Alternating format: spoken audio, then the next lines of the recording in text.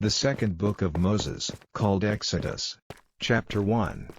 Now these are the names of the children of Israel, which came into Egypt. Every man in his household came with Jacob. Reuben, Simeon, Levi, and Judah, Issachar, Zebulun, and Benjamin, Dan, and Naphtali, Gad, and Asher. And all the souls that came out of the loins of Jacob were 70 souls, for Joseph was in Egypt already.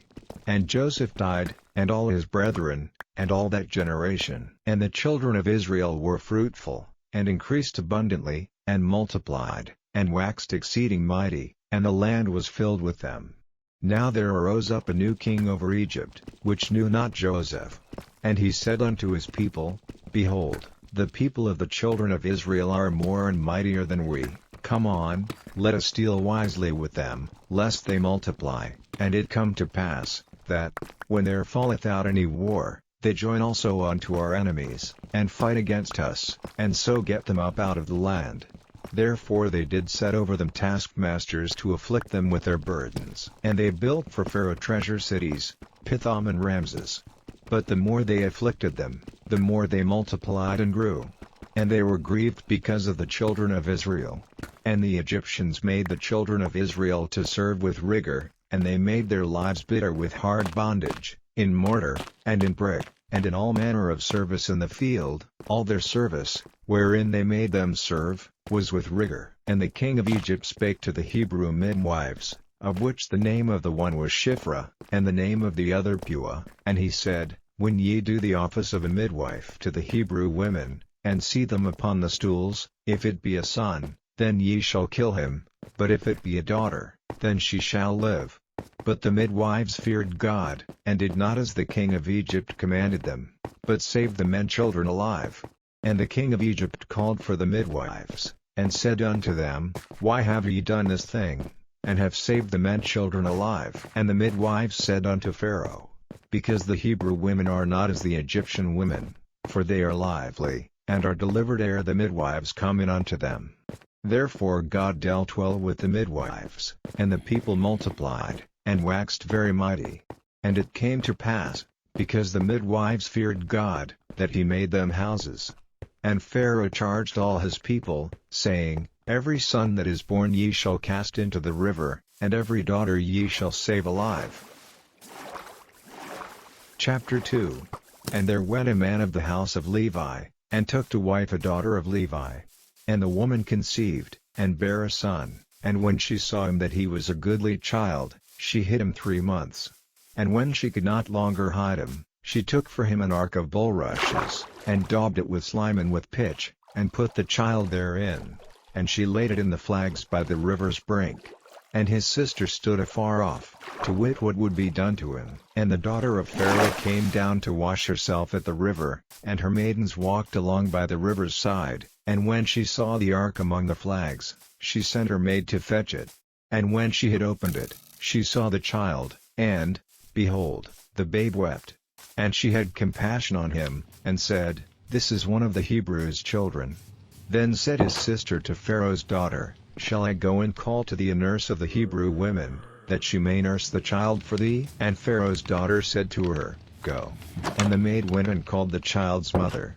And Pharaoh's daughter said unto her, Take this child away, and nurse it for me, and I will give thee thy wages. And the woman took the child, and nursed it. And the child grew, and she brought him unto Pharaoh's daughter, and he became her son. And she called his name Moses, and she said, Because I drew him out of the water. And it came to pass in those days, when Moses was grown, that he went out unto his brethren, and looked on their burdens, and he spied an Egyptian smiting an Hebrew, one of his brethren. And he looked this way and that way, and when he saw that there was no man, he slew the Egyptian, and hid him in the sand. And when he went out the second day, behold, 2 men of the Hebrews strove together, and he said to him that did the wrong, Wherefore smitest thou thy fellow? And he said, Who made thee a prince and a judge over us? Intendest thou to kill me, as thou killedst the Egyptian? And Moses feared, and said, Surely this thing is known. Now when Pharaoh heard this thing, he sought to slay Moses. But Moses fled from the face of Pharaoh, and dwelt in the land of Midian, and he sat down by a well. Now the priest of Midian had 7 daughters, and they came and drew water, and filled the troughs to water their father's flock. And the shepherds came and drove them away. But Moses stood up and helped them, and watered their flock. And when they came to Reuel their father, he said, How is it that ye are come so soon today? And they said, An Egyptian delivered us out of the hand of the shepherds, and also drew water enough for us, and watered the flock. And he said unto his daughters, And where is he? Why is it that ye have left the man? Call him, that he may eat bread. And Moses was content to dwell with the man, and he gave Moses Zipporah his daughter. And she bare him a son, and he called his name Gershom, for he said, I have been a stranger in a strange land. And it came to pass in process of time, that the king of Egypt died, and the children of Israel sighed by reason of the bondage, and they cried, and their cry came up unto God by reason of the bondage. And God heard their groaning, and God remembered his covenant with Abraham, with Isaac, and with Jacob. And God looked upon the children of Israel, and God had respect unto them. Chapter 3. Now Moses kept the flock of Jethro his father-in-law, the priest of Midian, and he led the flock to the backside of the desert, and came to the mountain of God, even to Horeb. And the angel of the Lord appeared unto him in a flame of fire out of the midst of a bush, and he looked, and, behold, the bush burned with fire, and the bush was not consumed. And Moses said, I will now turn aside, and see this great sight, why the bush is not burned. And when the Lord saw that he turned aside to see, God called unto him out of the midst of the bush, and said, Moses, Moses. And he said, Here am I. And he said, Draw not nigh hither, put off thy shoes from off thy feet, for the place whereon thou standest is holy ground. Moreover he said, I am the God of thy father, the God of Abraham, the God of Isaac, and the God of Jacob. And Moses hid his face, for he was afraid to look upon God. And the Lord said, I have surely seen the affliction of my people which are in Egypt, and have heard their cry by reason of their taskmasters, for I know their sorrows, and I am come down to deliver them out of the hand of the Egyptians, and to bring them up out of that land unto a good land and a large, unto a land flowing with milk and honey, unto the place of the Canaanites, and the Hittites, and the Amorites, and the Perizzites, and the Hivites, and the Jebusites. Now therefore, behold, the cry of the children of Israel is come unto me, and I have also seen the oppression wherewith the Egyptians oppress them. Come now therefore, and I will send thee unto Pharaoh, that thou mayest bring forth my people the children of Israel out of Egypt. And Moses said unto God, Who am I, that I should go unto Pharaoh, and that I should bring forth the children of Israel out of Egypt? And he said, Certainly I will be with thee, and this shall be a token unto thee, that I have sent thee. When thou hast brought forth the people out of Egypt, ye shall serve God upon this mountain. And Moses said unto God, Behold, when I come unto the children of Israel, and shall say unto them, The God of your fathers hath sent me unto you, and they shall say to me, What is his name? What shall I say unto them? And God said unto Moses, I am that I am. And he said, Thus shalt thou say unto the children of Israel, I am hath sent me unto you. And God said moreover unto Moses, Thus shalt thou say unto the children of Israel, The Lord God of your fathers, the God of Abraham, the God of Isaac, and the God of Jacob, hath sent me unto you. This is my name forever, and this is my memorial unto all generations. Go, and gather the elders of Israel together, and say unto them, The Lord God of your fathers, the God of Abraham, of Isaac, and of Jacob, appeared unto me, saying, I have surely visited you, and seen that which is done to you in Egypt, and I have said, I will bring you up out of the affliction of Egypt unto the land of the Canaanites, and the Hittites, and the Amorites, and the Perizzites, and the Hivites, and the Jebusites, unto a land flowing with milk and honey. And they shall hearken to thy voice, and thou shalt come, thou and the elders of Israel, unto the king of Egypt, and ye shall say unto him, The Lord God of the Hebrews hath met with us, and now let us go, we beseech thee, 3 days' journey into the wilderness, that we may sacrifice to the Lord our God. And I am sure that the king of Egypt will not let you go, no, not by a mighty hand. and I will stretch out my hand, and smite Egypt with all my wonders which I will do in the midst thereof, and after that he will let you go. And I will give this people favor in the sight of the Egyptians, and it shall come to pass, that, when ye go, ye shall not go empty. But every woman shall borrow of her neighbor, and of her that sojourneth in her house, jewels of silver, and jewels of gold, and raiment, and ye shall put them upon your sons, and upon your daughters, and ye shall spoil the Egyptians. Chapter 4. And Moses answered and said, But, behold, they will not believe me, nor hearken unto my voice, for they will say, The Lord hath not appeared unto thee. And the Lord said unto him, What is that in thine hand? And he said, A rod. And he said, Cast it on the ground. And he cast it on the ground, and it became a serpent, and Moses fled from before it. And the Lord said unto Moses, Put forth thine hand, and take it by the tail. And he put forth his hand, and caught it, and it became a rod in his hand, that they may believe that the Lord God of their fathers, the God of Abraham, the God of Isaac, and the God of Jacob, hath appeared unto thee. And the Lord said furthermore unto him, Put now thine hand into thy bosom. And he put his hand into his bosom, and when he took it out, behold, his hand was leprous as snow. And he said, Put thine hand into thy bosom again. And he put his hand into his bosom again, and plucked it out of his bosom, and, behold, it was turned again as his other flesh. And it shall come to pass, if they will not believe thee, neither hearken to the voice of the first sign, that they will believe the voice of the latter sign. And it shall come to pass, if they will not believe also these two signs, neither hearken unto thy voice, that thou shalt take of the water of the river, and pour it upon the dry land, and the water which thou takest out of the river shall become blood upon the dry land. And Moses said unto the Lord, O my Lord, I am not eloquent, neither heretofore, nor since thou hast spoken unto thy servant, but I am slow of speech, and of a slow tongue. And the Lord said unto him, Who hath made man's mouth? Or who maketh the dumb, or deaf, or the seeing, or the blind? Have not I the Lord? Now therefore go, and I will be with thy mouth, and teach thee what thou shalt say. And he said, O my Lord, send, I pray thee, by the hand of him whom thou wilt send. And the anger of the Lord was kindled against Moses, and he said, Is not Aaron the Levite thy brother? I know that he can speak well. And also, behold, he cometh forth to meet thee, and when he seeth thee, he will be glad in his heart.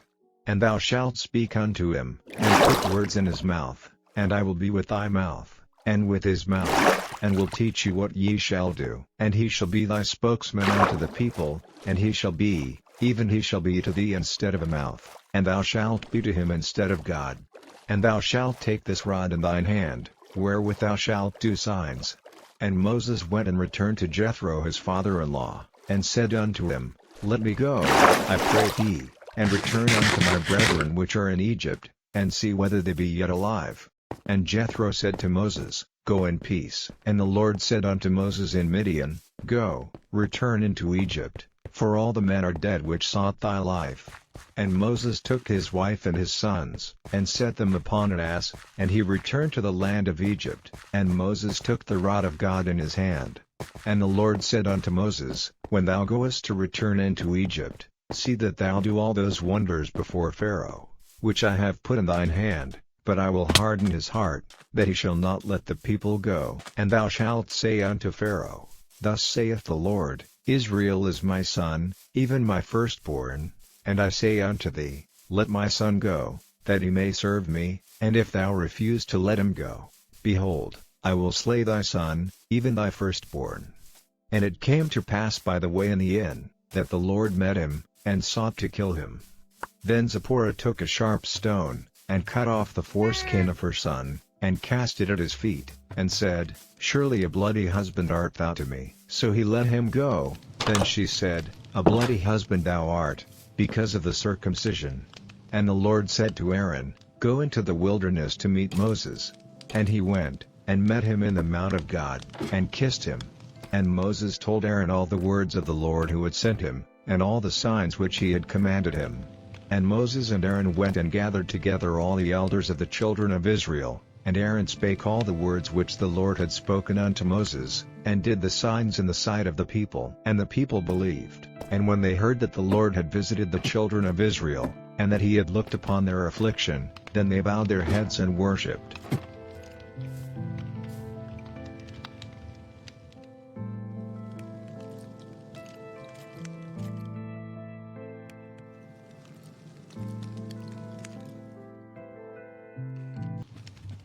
Chapter 5.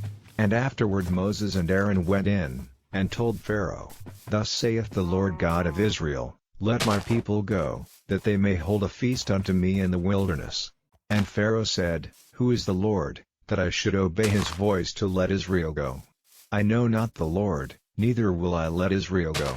And they said, The God of the Hebrews hath met with us, let us go, we pray thee, 3 days' journey into the desert, and sacrifice unto the Lord our God, lest he fall upon us with pestilence, or with the sword. And the king of Egypt said unto them, Wherefore do ye, Moses and Aaron, let the people from their works? Get you unto your burdens. And Pharaoh said, Behold, the people of the land now are many, and ye make them rest from their burdens. And Pharaoh commanded the same day the taskmasters of the people, and their officers, saying, Ye shall no more give the people straw to make brick, as heretofore, let them go and gather straw for themselves. And the tale of the bricks, which they did make heretofore, ye shall lay upon them, ye shall not diminish aught thereof, for they be idle. Therefore they cry, saying, Let us go and sacrifice to our God. Let their more work be laid upon the men, that they may labor therein, and let them not regard vain words. And the taskmasters of the people went out, and their officers, and they spake to the people, saying, Thus saith Pharaoh, I will not give you straw, go ye, get ye straw where ye can find it, yet not out of your work shall be diminished. So the people were scattered abroad throughout all the land of Egypt to gather stubble instead of straw. And the taskmasters hasted them, saying, Fulfill your works, your daily tasks, as when there was straw. And the officers of the children of Israel, which Pharaoh's taskmasters had set over them, were beaten, and demanded, Wherefore have ye not fulfilled your task in making brick both yesterday and today, as heretofore? Then the officers of the children of Israel came and cried unto Pharaoh, saying, Wherefore dealest thou thus with thy servants? There is no straw given unto thy servants, and they say to us, Make brick, and, behold, thy servants are beaten. But the fault is in thine own people. But he said, Ye are idle, ye are idle, therefore ye say, Let us go and do sacrifice to the Lord. Go therefore now, and work, for there shall no straw be given you, yet shall ye deliver the tale of bricks. And the officers of the children of Israel did see that they were in evil case, after it was said, Ye shall not minish aught from your bricks of your daily task. And they met Moses and Aaron, who stood in the way, as they came forth from Pharaoh. And they said unto them, The Lord look upon you, and judge, because ye have made our Saviour to be abhorred in the eyes of Pharaoh, and in the eyes of his servants, to put a sword in their hand to slay us. And Moses returned unto the Lord, and said, Lord, wherefore hast thou so evil entreated this people? Why is it that thou hast sent me? For since I came to Pharaoh to speak in thy name, he hath done evil to this people, neither hast thou delivered thy people at all. Chapter 6. Then the Lord said unto Moses, Now shalt thou see what I will do to Pharaoh. For with a strong hand shall he let them go, and with a strong hand shall he drive them out of his land.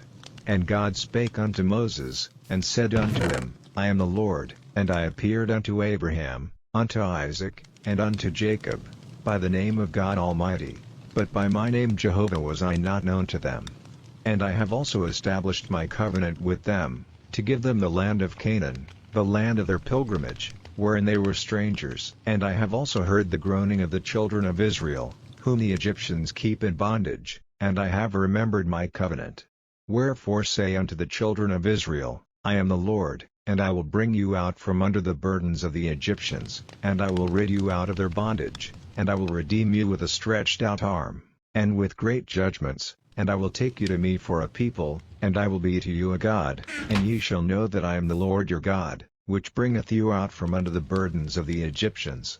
and I will bring you in unto the land, concerning the which I did swear to give it to Abraham, to Isaac, and to Jacob, and I will give it you for an heritage. I am the Lord. And Moses spake so unto the children of Israel, but they hearkened not unto Moses for anguish of spirit, and for cruel bondage.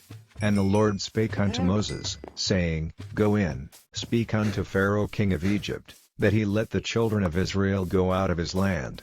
And Moses spake before the Lord, saying, Behold, the children of Israel have not hearkened unto me, how then shall Pharaoh hear me, who am of uncircumcised lips? And the Lord spake unto Moses and unto Aaron, and gave them a charge unto the children of Israel, and unto Pharaoh king of Egypt, to bring the children of Israel out of the land of Egypt. These be the heads of their fathers' houses, the sons of Reuben the firstborn of Israel, Hanok, and Palu, Hezron, and Carmi. These be the families of Reuben.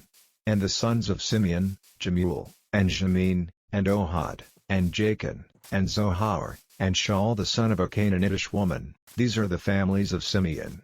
And these are the names of the sons of Levi according to their generations, Gershon, and Kohath, and Merari. And the years of the life of Levi were 137 years. The sons of Gershon, Libni, and Shimi, according to their families. And the sons of Kohath, Amram, and Izhar, and Hebron, and Uzziel. And the years of the life of Kohath were 133 years. And the sons of Merari, Mahali and Mushi. These are the families of Levi according to their generations.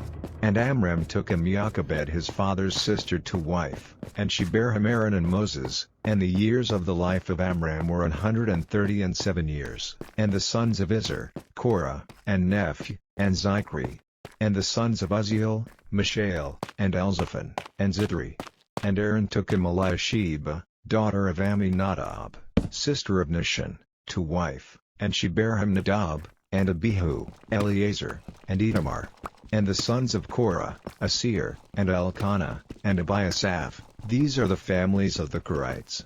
And Eleazar Aaron's son took him one of the daughters of Putiel to wife, and she bare him Phinehas. These are the heads of the fathers of the Levites according to their families. These are that Aaron and Moses, to whom the Lord said, Bring out the children of Israel from the land of Egypt according to their armies. These are they which spake to Pharaoh king of Egypt, to bring out the children of Israel from Egypt. These are that Moses and Aaron.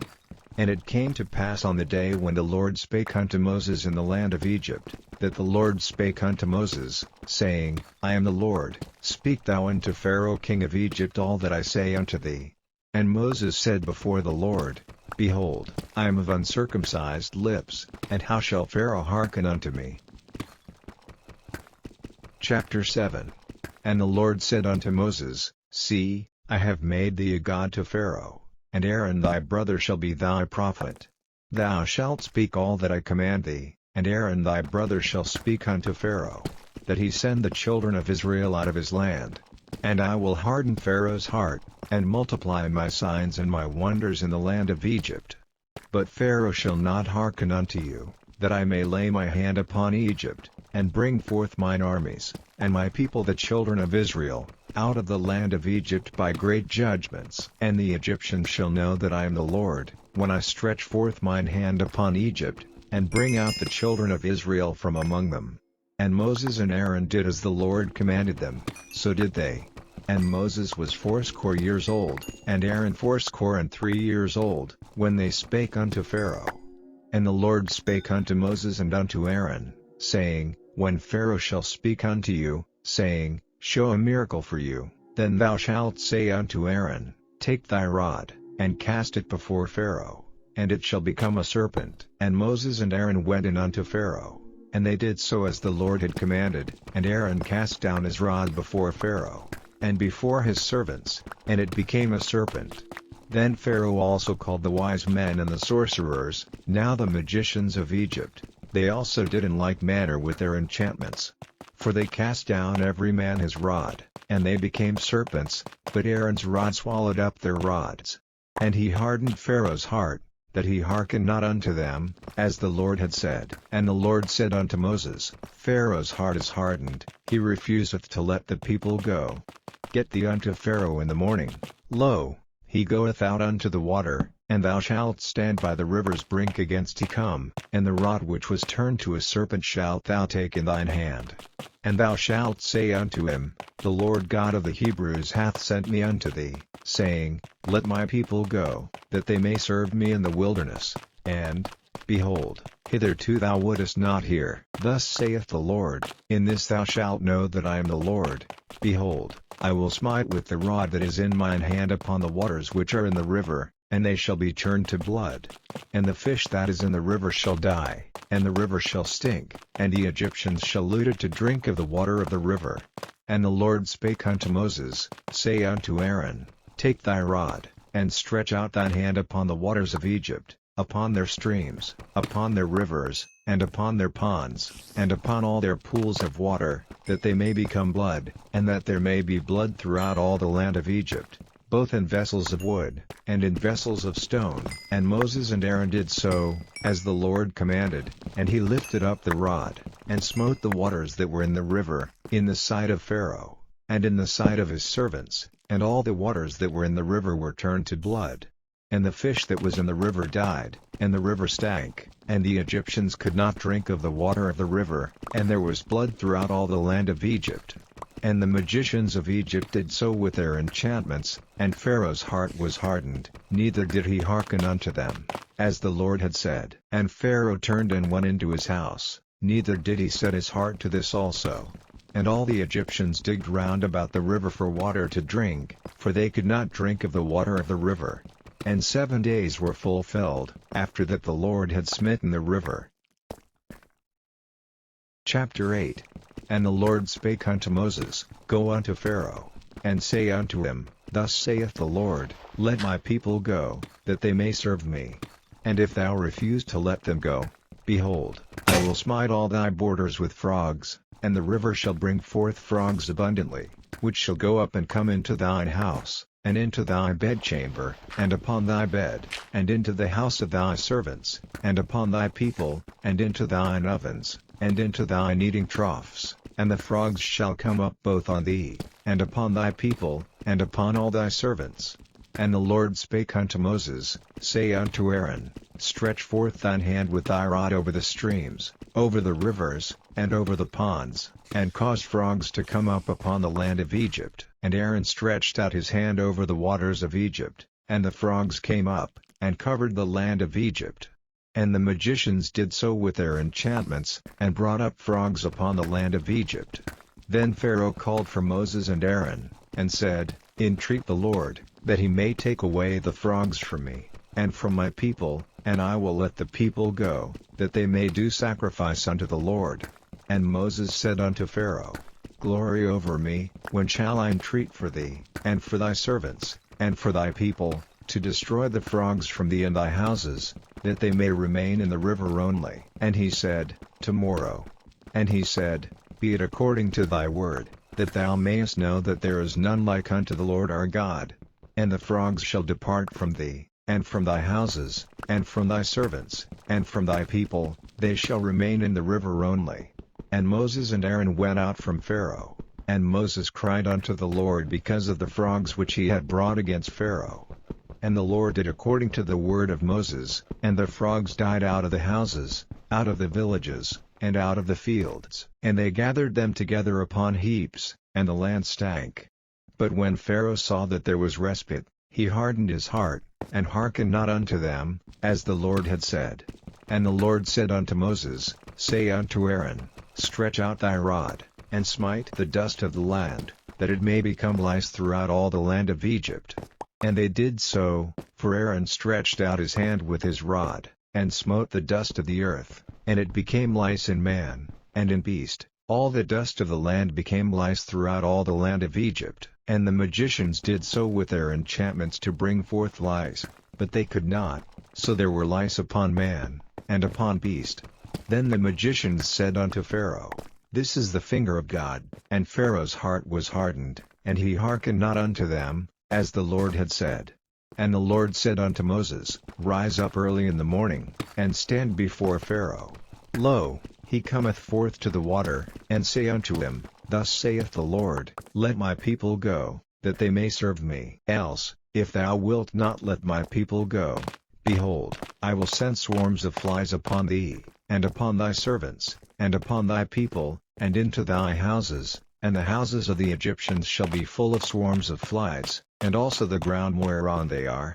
And I will sever in the day the land of Goshen, in which my people dwell, that no swarms of flies shall be there, to the end thou mayest know that I am the Lord in the midst of the earth. And I will put a division between my people and thy people, tomorrow shall this sign be. And the Lord did so, and there came a grievous swarm of flies into the house of Pharaoh, and into his servants' houses, and into all the land of Egypt. The land was corrupted by reason of the swarm of flies. And Pharaoh called for Moses and for Aaron, and said, Go ye, sacrifice to your God in the land. And Moses said, It is not meet so to do, for we shall sacrifice the abomination of the Egyptians to the Lord our God. Lo, shall we sacrifice the abomination of the Egyptians before their eyes, and will they not stone us? We will go 3 days' journey into the wilderness, and sacrifice to the Lord our God, as he shall command us. And Pharaoh said, I will let you go, that ye may sacrifice to the Lord your God in the wilderness, only ye shall not go very far away. Entreat for me. And Moses said, Behold, I go out from thee, and I will entreat the Lord that the swarms of flies may depart from Pharaoh, from his servants, and from his people, tomorrow, but let not Pharaoh deal deceitfully any more in not letting the people go to sacrifice to the Lord. And Moses went out from Pharaoh, and entreated the Lord. And the Lord did according to the word of Moses, and he removed the swarms of flies from Pharaoh, from his servants, and from his people, there remained not one. And Pharaoh hardened his heart at this time also, neither would he let the people go.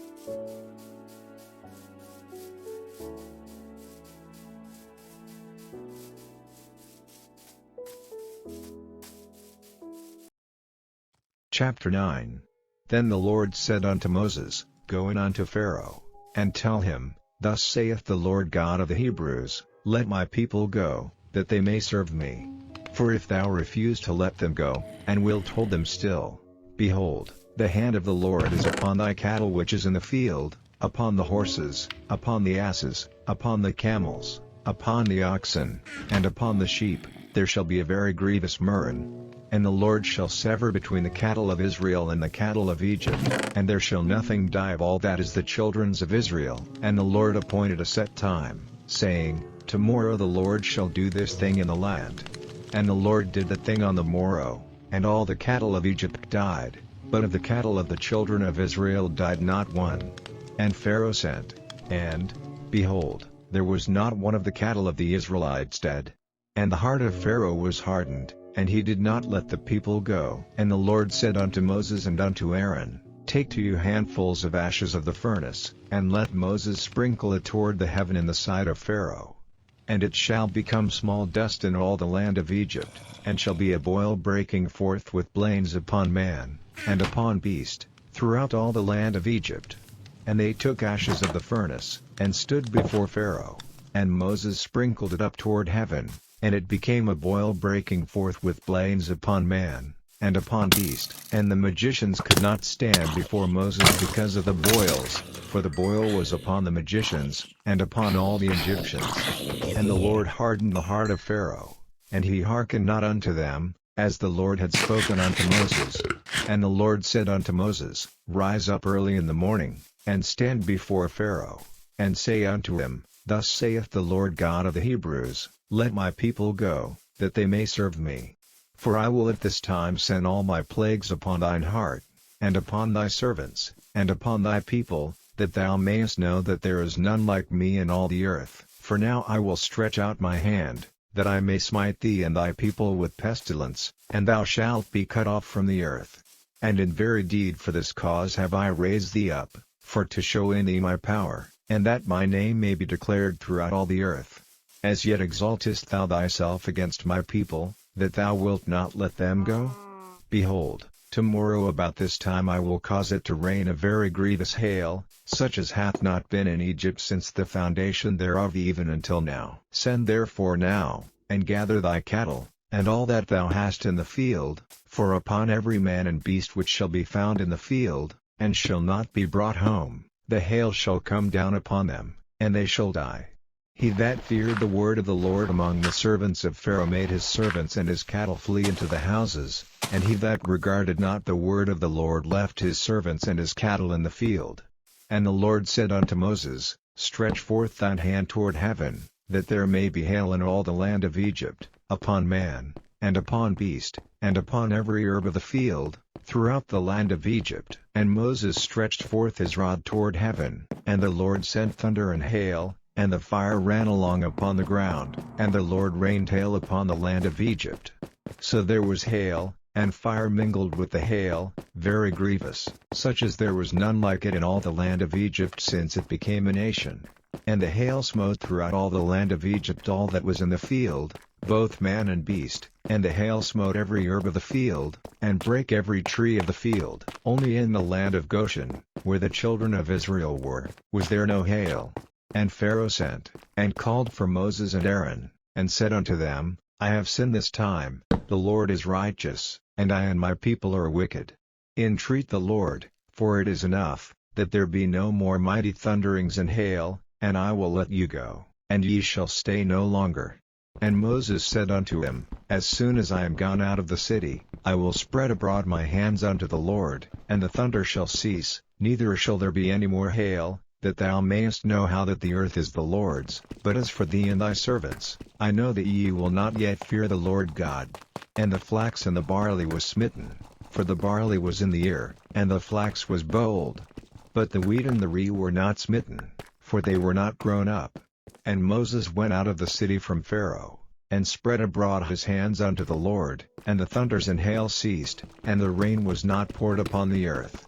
And when Pharaoh saw that the rain and the hail and the thunders were ceased, he sinned yet more, and hardened his heart, he and his servants. And the heart of Pharaoh was hardened, neither would he let the children of Israel go, as the Lord had spoken by Moses. Chapter 10. And the Lord said unto Moses, Go in unto Pharaoh, for I have hardened his heart, and the heart of his servants, that I might show these my signs before him, and that thou mayest tell in the ears of thy son, and of thy son's son, what things I have wrought in Egypt, and my signs which I have done among them, that ye may know how that I am the Lord. And Moses and Aaron came in unto Pharaoh, and said unto him, Thus saith the Lord God of the Hebrews, How long wilt thou refuse to humble thyself before me? Let my people go, that they may serve me. Else, if thou refuse to let my people go, behold, tomorrow will I bring the locusts into thy coast, and they shall cover the face of the earth, that one cannot be able to see the earth. And they shall eat the residue of that which is escaped, which remaineth unto you from the hail, and shall eat every tree which groweth for you out of the field, and they shall fill thy houses, and the houses of all thy servants, and the houses of all the Egyptians, which neither thy fathers, nor thy fathers' fathers have seen, since the day that they were upon the earth unto this day. And he turned himself, and went out from Pharaoh. And Pharaoh's servants said unto him, How long shall this man be a snare unto us? Let the men go, that they may serve the Lord their God. Knowest thou not yet that Egypt is destroyed? And Moses and Aaron were brought again unto Pharaoh. And he said unto them, Go, serve the Lord your God. But who are they that shall go? And Moses said, We will go with our young and with our old, with our sons and with our daughters, with our flocks and with our herds will we go, for we must hold a feast unto the Lord. And he said unto them, Let the Lord be so with you, as I will let you go, and your little ones. Look to it, for evil is before you. Not so, go now ye that are men, and serve the Lord, for that ye did desire. And they were driven out from Pharaoh's presence. And the Lord said unto Moses, Stretch out thine hand over the land of Egypt for the locusts, that they may come up upon the land of Egypt, and eat every herb of the land, even all that the hail hath left. And Moses stretched forth his rod over the land of Egypt, and the Lord brought an east wind upon the land all that day, and all that night, and when it was morning, the east wind brought the locusts.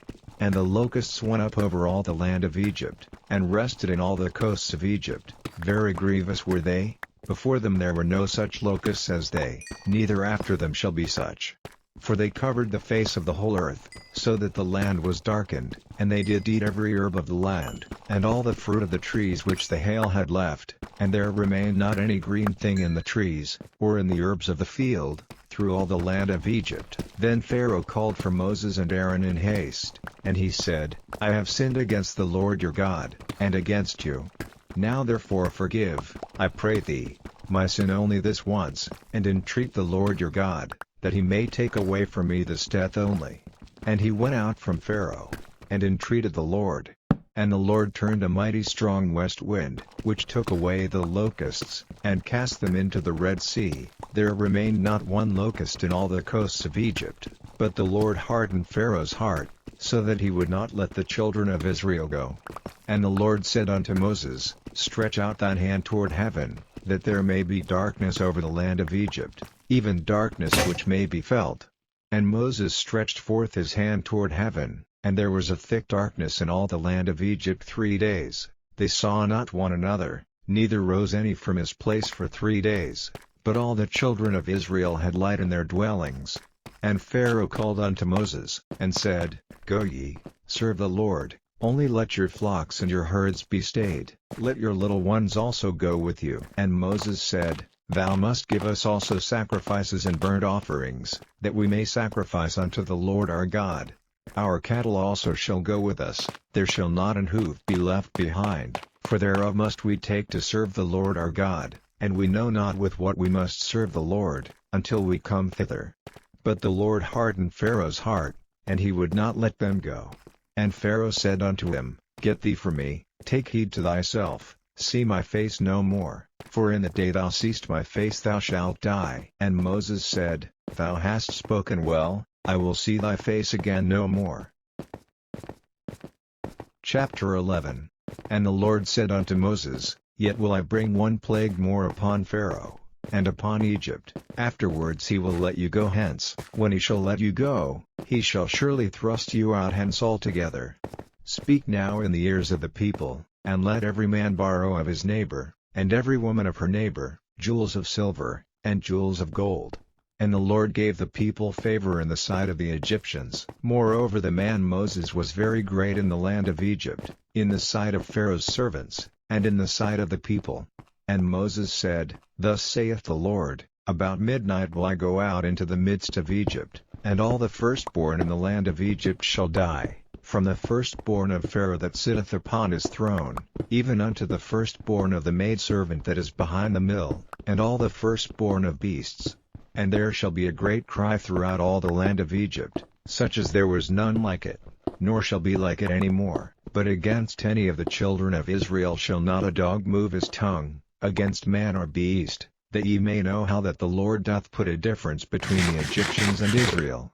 And all these thy servants shall come down unto me, and bow down themselves unto me, saying, Get thee out, and all the people that follow thee, and after that I will go out.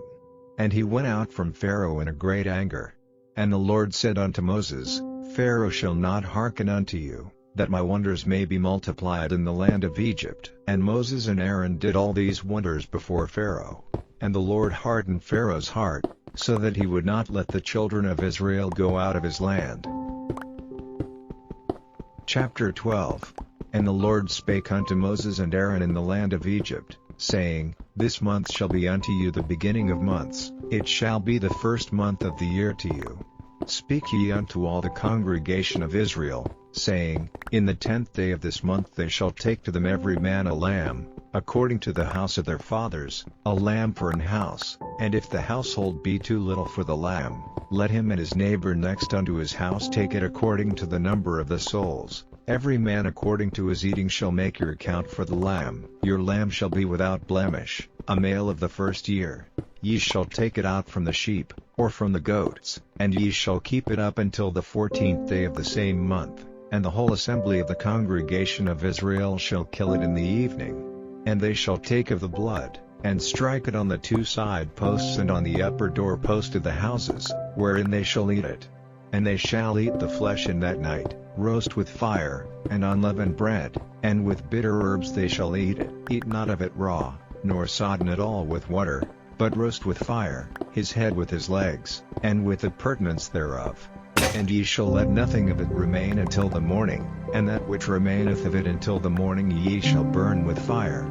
And thus shall ye eat it, with your loins girded, your shoes on your feet, and your staff in your hand, and ye shall eat it in haste. It is the Lord's Passover. For I will pass through the land of Egypt this night, and will smite all the firstborn in the land of Egypt, both man and beast, and against all the gods of Egypt I will execute judgment. I am the Lord. And the blood shall be to you for a token upon the houses where ye are, and when I see the blood, I will pass over you, and the plague shall not be upon you to destroy you, when I smite the land of Egypt. And this day shall be unto you for a memorial, and ye shall keep it a feast to the Lord throughout your generations. Ye shall keep it a feast by an ordinance forever. 7 days shall ye eat unleavened bread, even the first day ye shall put away leaven out of your houses, for whosoever eateth leavened bread from the first day until the 7th day, that soul shall be cut off from Israel. And in the first day there shall be an holy convocation, and in the 7th day there shall be an holy convocation to you. No manner of work shall be done in them, save that which every man must eat, that only may be done of you. And ye shall observe the feast of unleavened bread, for in this selfsame day have I brought your armies out of the land of Egypt. Therefore shall ye observe this day in your generations by an ordinance forever.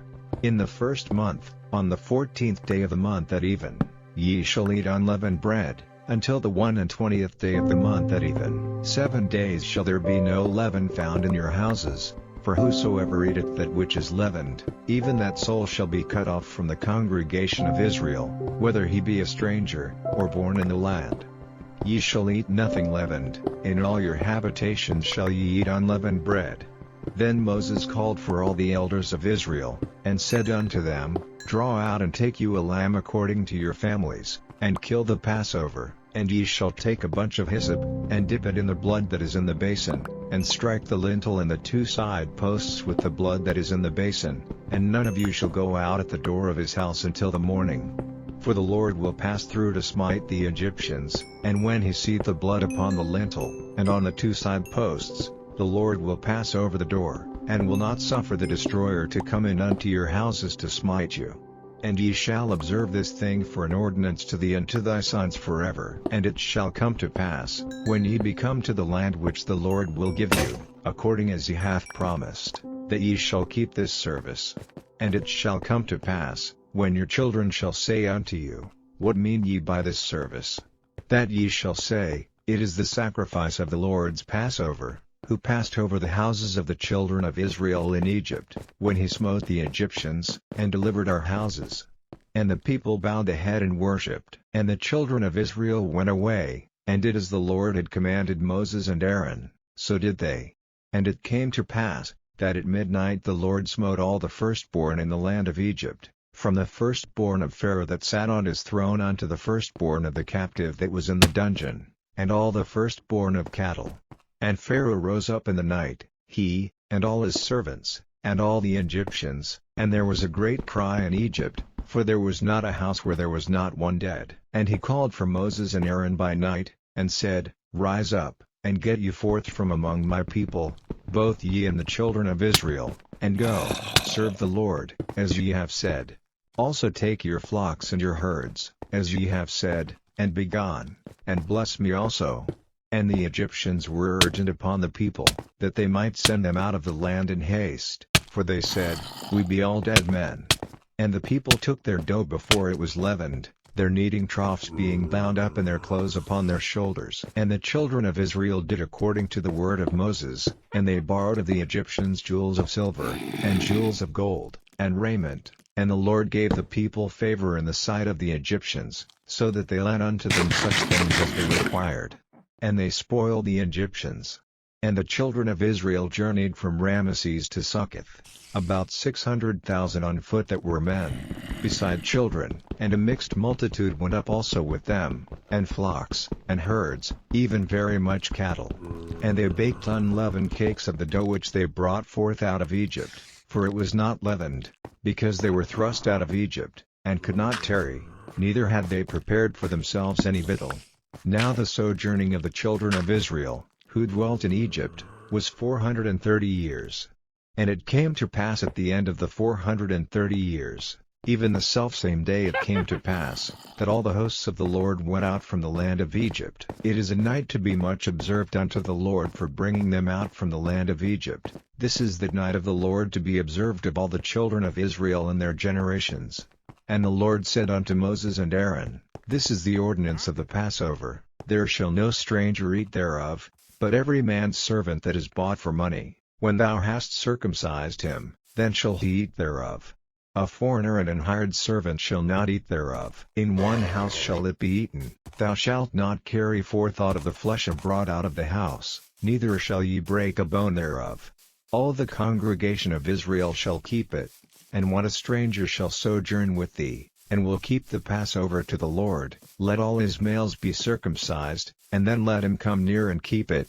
And he shall be as one that is born in the land, for no uncircumcised person shall eat thereof. One law shall be to him that is homeborn, and unto the stranger that sojourneth among you. Thus did all the children of Israel, as the Lord commanded Moses and Aaron, so did they. And it came to pass the selfsame day, that the Lord did bring the children of Israel out of the land of Egypt by their armies.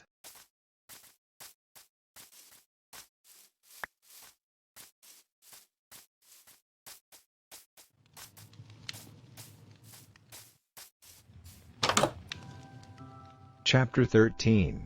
And the Lord spake unto Moses, saying, Sanctify unto me all the firstborn, whatsoever openeth the womb among the children of Israel, both of man and of beast, it is mine. And Moses said unto the people, Remember this day, in which ye came out from Egypt, out of the house of bondage, for by strength of hand the Lord brought you out from this place. There shall no leavened bread be eaten. This day came ye out in the month Abib. And it shall be when the Lord shall bring thee into the land of the Canaanites, and the Hittites, and the Amorites, and the Hivites, and the Jebusites, which he sware unto thy fathers to give thee, a land flowing with milk and honey, that thou shalt keep this service in this month. 7 days thou shalt eat unleavened bread, and in the 7th day shall be a feast to the Lord. Unleavened bread shall be eaten 7 days, and there shall no leavened bread be seen with thee, neither shall there be leaven seen with thee in all thy quarters. And thou shalt show thy son in that day, saying, This is done because of that which the Lord did unto me when I came forth out of Egypt. And it shall be for a sign unto thee upon thine hand, and for a memorial between thine eyes, that the Lord's law may be in thy mouth, for with a strong hand hath the Lord brought thee out of Egypt. Thou shalt therefore keep this ordinance in his season from year to year. And it shall be when the Lord shall bring thee into the land of the Canaanites, as he sware unto thee and to thy fathers, and shall give it thee, that thou shalt set apart unto the Lord all that openeth the matrix, and every firstling that cometh of a beast which thou hast, the males shall be the Lord's. And every firstling of an ass thou shalt redeem with a lamb, and if thou wilt not redeem it, then thou shalt break his neck, and all the firstborn of man among thy children shalt thou redeem. And it shall be when thy son asketh thee in time to come, saying, What is this? That thou shalt say unto him, By strength of hand the Lord brought us out from Egypt, from the house of bondage. And it came to pass, when Pharaoh would hardly let us go, that the Lord slew all the firstborn in the land of Egypt, both the firstborn of man, and the firstborn of beast. Therefore I sacrifice to the Lord all that openeth the matrix, being males, but all the firstborn of my children I redeem. And it shall be for a token upon thine hand, and for frontlets between thine eyes. For by strength of hand the Lord brought us forth out of Egypt. And it came to pass, when Pharaoh had let the people go, that God led them not through the way of the land of the Philistines, although that was near, for God said, Lest peradventure the people repent when they see war, and they return to Egypt. But God led the people about, through the way of the wilderness of the Red Sea, and the children of Israel went up harnessed out of the land of Egypt. And Moses took the bones of Joseph with him, for he had straitly sworn the children of Israel, saying, God will surely visit you, and ye shall carry up my bones away hence with you. And they took their journey from Succoth, and encamped in Etham, in the edge of the wilderness. And the Lord went before them by day in a pillar of a cloud, to lead them away, and by night in a pillar of fire, to give them light, to go by day and night. He took not away the pillar of the cloud by day, nor the pillar of fire by night, from before the people. Chapter 14. And the Lord spake unto Moses, saying, Speak unto the children of Israel, that they turn and encamp before Pi-hahiroth, between Migdol and the sea, over against Baal-zephon, before it shall ye encamp by the sea. For Pharaoh will say of the children of Israel, They are entangled in the land, the wilderness hath shut them in. And I will harden Pharaoh's heart, that he shall follow after them, and I will be honored upon Pharaoh, and upon all his host, that the Egyptians may know that I am the Lord. And they did so. And it was told the king of Egypt that the people fled, and the heart of Pharaoh and of his servants was turned against the people, and they said, Why have we done this, that we have let Israel go from serving us? And he made ready his chariot, and took his people with him, and he took 600 chosen chariots, and all the chariots of Egypt, and captains over every one of them. And the Lord hardened the heart of Pharaoh king of Egypt, and he pursued after the children of Israel, and the children of Israel went out with an high hand, but the Egyptians pursued after them, all the horses and chariots of Pharaoh, and his horsemen, and his army, and overtook them encamping by the sea, beside Pi-hahiroth, before Baal-zephon. And when Pharaoh drew nigh, the children of Israel lifted up their eyes, and, behold, the Egyptians marched after them, and they were sore afraid. And the children of Israel cried out unto the Lord. And they said unto Moses, Because there were no graves in Egypt, hast thou taken us away to die in the wilderness? Wherefore hast thou dealt thus with us, to carry us forth out of Egypt? Is not this the word that we did tell thee in Egypt, saying, Let us alone, that we may serve the Egyptians? For it had been better for us to serve the Egyptians, than that we should die in the wilderness. And Moses said unto the people, Fear ye not, stand still, and see the salvation of the Lord, which he will show to you today. For the Egyptians whom ye have seen today, ye shall see them again no more forever. The Lord shall fight for you, and ye shall hold your peace. And the Lord said unto Moses, Wherefore criest thou unto me? Speak unto the children of Israel, that they go forward, but lift thou up thy rod, and stretch out thine hand over the sea, and divide it, and the children of Israel shall go on dry ground through the midst of the sea. And I, behold, I will harden the hearts of the Egyptians, and they shall follow them, and I will get me honor upon Pharaoh, and upon all his host, upon his chariots, and upon his horsemen. And the Egyptians shall know that I am the Lord, when I have gotten me honor upon Pharaoh, upon his chariots, and upon his horsemen. And the angel of God, which went before the camp of Israel, removed and went behind them, and the pillar of the cloud went from before their face, and stood behind them, and it came between the camp of the Egyptians and the camp of Israel, and it was a cloud and darkness to them, but it gave light by night to these, so that the one came not near the other all the night. And Moses stretched out his hand over the sea, and the Lord caused the sea to go back by a strong east wind all that night, and made the sea dry land, and the waters were divided. And the children of Israel went into the midst of the sea upon the dry ground, and the waters were a wall unto them on their right hand, and on their left. And the Egyptians pursued, and went in after them to the midst of the sea, even all Pharaoh's horses, his chariots, and his horsemen. And it came to pass, that in the morning watch the Lord looked unto the host of the Egyptians through the pillar of fire and of the cloud, and troubled the host of the Egyptians, and took off their chariot wheels, that they drave them heavily, so that the Egyptians said, Let us flee from the face of Israel, for the Lord fighteth for them against the Egyptians. And the Lord said unto Moses, Stretch out thine hand over the sea, that the waters may come again upon the Egyptians, upon their chariots, and upon their horsemen. And Moses stretched forth his hand over the sea, and the sea returned to his strength when the morning appeared, and the Egyptians fled against it. And the Lord overthrew the Egyptians in the midst of the sea. And the waters returned, and covered the chariots, and the horsemen, and all the host of Pharaoh that came into the sea after them. There remained not so much as one of them, but the children of Israel walked upon dry land in the midst of the sea, and the waters were a wall unto them on their right hand, and on their left. Thus the Lord saved Israel that day out of the hand of the Egyptians, and Israel saw the Egyptians dead upon the seashore. And Israel saw the great work which the Lord did upon the Egyptians, and the people feared the Lord, and believed the Lord, and his servant Moses. Chapter 15. Then sang Moses and the children of Israel this song unto the Lord, and spake, saying, I will sing unto the Lord, for he hath triumphed gloriously, the horse and his rider hath he thrown into the sea. The Lord is my strength and song, and he is become my salvation. He is my God, and I will prepare him an habitation, my father's God, and I will exalt him. The Lord is a man of war, the Lord is his name. Pharaoh's chariots and his host hath he cast into the sea, his chosen captains also are drowned in the Red Sea. The depths have covered them, they sank into the bottom as a stone. Thy right hand, O Lord, is become glorious in power, thy right hand, O Lord, hath dashed in pieces the enemy. And in the greatness of thine excellency thou hast overthrown them that rose up against thee.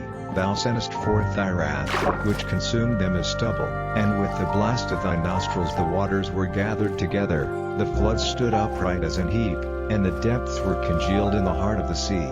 The enemy said, I will pursue, I will overtake, I will divide the spoil, my lust shall be satisfied upon them. I will draw my sword, my hand shall destroy them.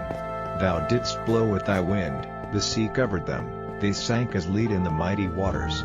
Who is like unto thee, O Lord, among the gods? Who is like thee, glorious in holiness, fearful in praises, doing wonders? Thou stretchedst out thy right hand, the earth swallowed them. Thou in thy mercy hast led forth the people which thou hast redeemed, thou hast guided them in thy strength unto thy holy habitation. The people shall hear, and be afraid, sorrow shall take hold on the inhabitants of Palestina. Then the dukes of Edom shall be amazed, the mighty men of Moab, trembling shall take hold upon them, all the inhabitants of Canaan shall melt away, fear and dread shall fall upon them. By the greatness of thine arm they shall be as still as a stone, till thy people pass over, O Lord, till the people pass over, which thou hast purchased. Thou shalt bring them in, and plant them in the mountain of thine inheritance, in the place, O Lord, which thou hast made for thee to dwell in the sanctuary, O Lord, which thy hands have established. The Lord shall reign forever and ever. For the horse of Pharaoh went in with his chariots and with his horsemen into the sea, and the Lord brought again the waters of the sea upon them. But the children of Israel went on dry land in the midst of the sea. And Miriam the prophetess, the sister of Aaron, took a timbrel in her hand, and all the women went out after her with timbrels and with dances. And Miriam answered them, Sing ye to the Lord, for he hath triumphed gloriously, the horse and his rider hath he thrown into the sea. So Moses brought Israel from the Red Sea, and they went out into the wilderness of Shur, and they went 3 days in the wilderness, and found no water. And when they came to Marah, they could not drink of the waters of Marah, for they were bitter, therefore the name of it was called Marah. And the people murmured against Moses, saying, What shall we drink? And he cried unto the Lord, and the Lord showed him a tree, which when he had cast into the waters were made sweet. There he made for them a statute and an ordinance, and there he proved them, and said, If thou wilt diligently hearken to the voice of the Lord thy God, and wilt do that which is right in his sight, and wilt give ear to his commandments, and keep all his statutes, I will put none of these diseases upon thee, which I have brought upon the Egyptians, for I am the Lord that healeth thee. And they came to Elim, where were 12 wells of water, and 70 palm trees, and they encamped there by the waters. Chapter 16. And they took their journey from Elim, and all the congregation of the children of Israel came unto the wilderness of Sin, which is between Elim and Sinai, on the 15th day of the 2nd month after their departing out of the land of Egypt. And the whole congregation of the children of Israel murmured against Moses and Aaron in the wilderness. And the children of Israel said unto them, Would to God we had died by the hand of the Lord in the land of Egypt, when we sat by the flesh pots, and when we did eat bread to the full, for ye have brought us forth into this wilderness, to kill this whole assembly with hunger. Then said the Lord unto Moses, Behold, I will rain bread from heaven for you, and the people shall go out and gather a certain rate every day, that I may prove them, whether they will walk in my law, or no. And it shall come to pass, that on the 6th day they shall prepare that which they bring in, and it shall be twice as much as they gather daily. And Moses and Aaron said unto all the children of Israel, At even, then ye shall know that the Lord hath brought you out from the land of Egypt, and in the morning, then ye shall see the glory of the Lord, for that he heareth your murmurings against the Lord. And what are we, that ye murmur against us? And Moses said, This shall be, when the Lord shall give you in the evening flesh to eat, and in the morning bread to the full, for that the Lord heareth your murmurings which ye murmur against him. And what are we? Your murmurings are not against us, but against the Lord. And Moses spake unto Aaron, Say unto all the congregation of the children of Israel, Come near before the Lord, for he hath heard your murmurings. And it came to pass, as Aaron spake unto the whole congregation of the children of Israel, that they looked toward the wilderness, and, behold, the glory of the Lord appeared in the cloud. And the Lord spake unto Moses, saying, I have heard the murmurings of the children of Israel. Speak unto them, saying, At even ye shall eat flesh, and in the morning ye shall be filled with bread, and ye shall know that I am the Lord your God. And it came to pass, that at even the quails came up, and covered the camp, and in the morning the dew lay round about the host. And when the dew that lay was gone up, behold, upon the face of the wilderness there lay a small round thing, as small as the hoarfrost on the ground. And when the children of Israel saw it, they said one to another, It is manna, for they wist not what it was. And Moses said unto them, This is the bread which the Lord hath given you to eat. This is the thing which the Lord hath commanded, gather of it every man according to his eating, an omer for every man, according to the number of your persons. Take ye every man for them which are in his tents. And the children of Israel did so, and gathered, some more, some less. And when they did meet it with an omer, he that gathered much had nothing over, and he that gathered little had no lack. They gathered every man according to his eating. And Moses said, Let no man leave of it till the morning. Notwithstanding they hearkened not unto Moses, but some of them left of it until the morning, and it bred worms, and stank. And Moses was wroth with them, and they gathered it every man according to his eating, and when the sun waxed hot, it melted. And it came to pass, that on the 6th day they gathered twice as much bread, 2 omers for one man. And all the rulers of the congregation came and told Moses. And he said unto them, This is that which the Lord hath said, Tomorrow is the rest of the holy Sabbath unto the Lord. Bake that which ye will bake today, and seethe that ye will seethe, and that which remaineth over lay up for you to be kept until the morning. And they laid it up till the morning, as Moses bade, and it did not stink, neither was there any worm therein. And Moses said, Eat that today, for today is a Sabbath unto the Lord, today ye shall not find it in the field. 6 days ye shall gather it, but on the 7th day, which is the Sabbath, in it there shall be none. And it came to pass, that there went out some of the people on the 7th day for to gather, and they found none. And the Lord said unto Moses, How long refuse ye to keep my commandments and my laws? See, for that the Lord hath given you the Sabbath, therefore he giveth you on the 6th day the bread of 2 days. Abide ye every man in his place, let no man go out of his place on the 7th day. So the people rested on the 7th day. And the house of Israel called the name thereof manna, and it was like coriander seed, white, and the taste of it was like wafers made with honey. And Moses said, This is the thing which the Lord commandeth, fill an omer of it to be kept for your generations, that they may see the bread wherewith I have fed you in the wilderness, when I brought you forth from the land of Egypt. And Moses said unto Aaron, Take a pot, and put an omer full of manna therein, and lay it up before the Lord, to be kept for your generations.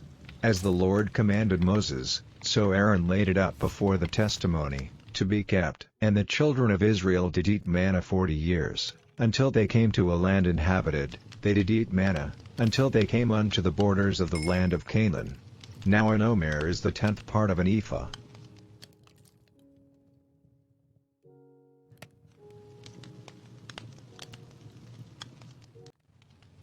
Chapter 17. And all the congregation of the children of Israel journeyed from the wilderness of Sin, after their journeys, according to the commandment of the Lord, and pitched in Rephidim, and there was no water for the people to drink.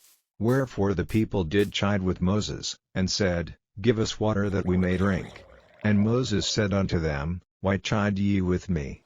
Wherefore do ye tempt the Lord? And the people thirsted there for water. And the people murmured against Moses, and said, Wherefore is this that thou hast brought us up out of Egypt, to kill us and our children and our cattle with thirst?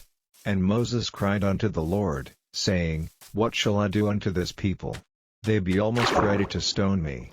And the Lord said unto Moses, Go on before the people, and take with thee the elders of Israel, and thy rod, wherewith thou smotest the river, take in thine hand, and go. Behold, I will stand before thee there upon the rock in Horeb, and thou shalt smite the rock, and there shall come water out of it, that the people may drink.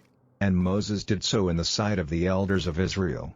And he called the name of the place Massah, and Meribah, because of the chiding of the children of Israel, and because they tempted the Lord, saying, Is the Lord among us, or not? Then came Amalek, and fought with Israel in Rephidim. And Moses said unto Joshua, Choose us out men, and go out, fight with Amalek. Tomorrow I will stand on the top of the hill with the rod of God in mine hand. So Joshua did as Moses had said to him, and fought with Amalek, and Moses, Aaron, and Hur went up to the top of the hill. And it came to pass, when Moses held up his hand, that Israel prevailed, and when he let down his hand, Amalek prevailed. But Moses' hands were heavy, and they took a stone, and put it under him, and he sat thereon. And Aaron and Hur stayed up his hands, the one on the one side, and the other on the other side, and his hands were steady until the going down of the sun. And Joshua discomfited Amalek and his people with the edge of the sword. And the Lord said unto Moses, Write this for a memorial in a book, and rehearse it in the ears of Joshua, for I will utterly put out the remembrance of Amalek from under heaven. And Moses built an altar, and called the name of it Jehovah Nissi, for he said, Because the Lord hath sworn that the Lord will have war with Amalek from generation to generation. Chapter 18. When Jethro, the priest of Midian, Moses' father-in-law, heard of all that God had done for Moses, and for Israel and his people, and that the Lord had brought Israel out of Egypt, then Jethro, Moses' father-in-law, took Zipporah, Moses' wife, after he had seen her bath, and her 2 sons, of which the name of the one was Gershom. For he said, I have been an alien in a strange land, and the name of the other was Eliezer, for the God of my father, said he, was mine help, and delivered me from the sword of Pharaoh. And Jethro, Moses' father-in-law, came with his sons and his wife unto Moses into the wilderness, where he encamped at the mount of God. And he said unto Moses, I thy father-in-law Jethro am come unto thee, and thy wife, and her 2 sons with her. And Moses went out to meet his father-in-law, and did obeisance, and kissed him, and they asked each other of their welfare, and they came into the tent. And Moses told his father-in-law all that the Lord had done to Pharaoh and to the Egyptians for Israel's sake, and all the travail that had come upon them by the way, and how the Lord delivered them. And Jethro rejoiced for all the goodness which the Lord had done to Israel, whom he had delivered out of the hand of the Egyptians. And Jethro said, Blessed be the Lord, who hath delivered you out of the hand of the Egyptians, and out of the hand of Pharaoh, who hath delivered the people from under the hand of the Egyptians. Now I know that the Lord is greater than all gods, for in the thing wherein they dealt proudly he was above them. And Jethro, Moses' father-in-law, took a burnt offering and sacrifices for God, and Aaron came, and all the elders of Israel, to eat bread with Moses' father-in-law before God. And it came to pass on the morrow, that Moses sat to judge the people, and the people stood by Moses from the morning unto the evening. And when Moses' father-in-law saw all that he did to the people, he said, What is this thing that thou doest to the people? Why sittest thou thyself alone, and all the people stand by thee from morning unto even? And Moses said unto his father-in-law, Because the people come unto me to inquire of God, when they have a matter, they come unto me, and I judge between one and another, and I do make them know the statutes of God, and his laws. And Moses' father-in-law said unto him, The thing that thou doest is not good. Thou wilt surely wear away, both thou, and this people that is with thee, for this thing is too heavy for thee, thou art not able to perform it thyself alone. Hearken now unto my voice, I will give thee counsel, and God shall be with thee. Be thou for the people to God ward, that thou mayest bring the causes unto God, And thou shalt teach them ordinances and laws, and shalt show them the way wherein they must walk, and the work that they must do. Moreover thou shalt provide out of all the people able men, such as fear God, men of truth, hating covetousness, and place such over them, to be rulers of thousands, and rulers of hundreds, rulers of fifties, and rulers of tens, and let them judge the people at all seasons. And it shall be, that every great matter they shall bring unto thee, but every small matter they shall judge. So shall it be easier for thyself, and they shall bear the burden with thee. If thou shalt do this thing, and God command thee so, then thou shalt be able to endure, and all this people shall also go to their place in peace. So Moses hearkened to the voice of his father-in-law, and did all that he had said. And Moses chose able men out of all Israel, and made them heads over the people, rulers of thousands, rulers of hundreds, rulers of fifties, and rulers of tens. And they judged the people at all seasons. The hard causes they brought unto Moses, but every small matter they judged themselves. And Moses let his father-in-law depart, and he went his way into his own land. Chapter 19. In the 3rd month, when the children of Israel were gone forth out of the land of Egypt, the same day came they into the wilderness of Sinai. For they were departed from Rephidim, and were come to the desert of Sinai, and had pitched in the wilderness, and there Israel camped before the mount.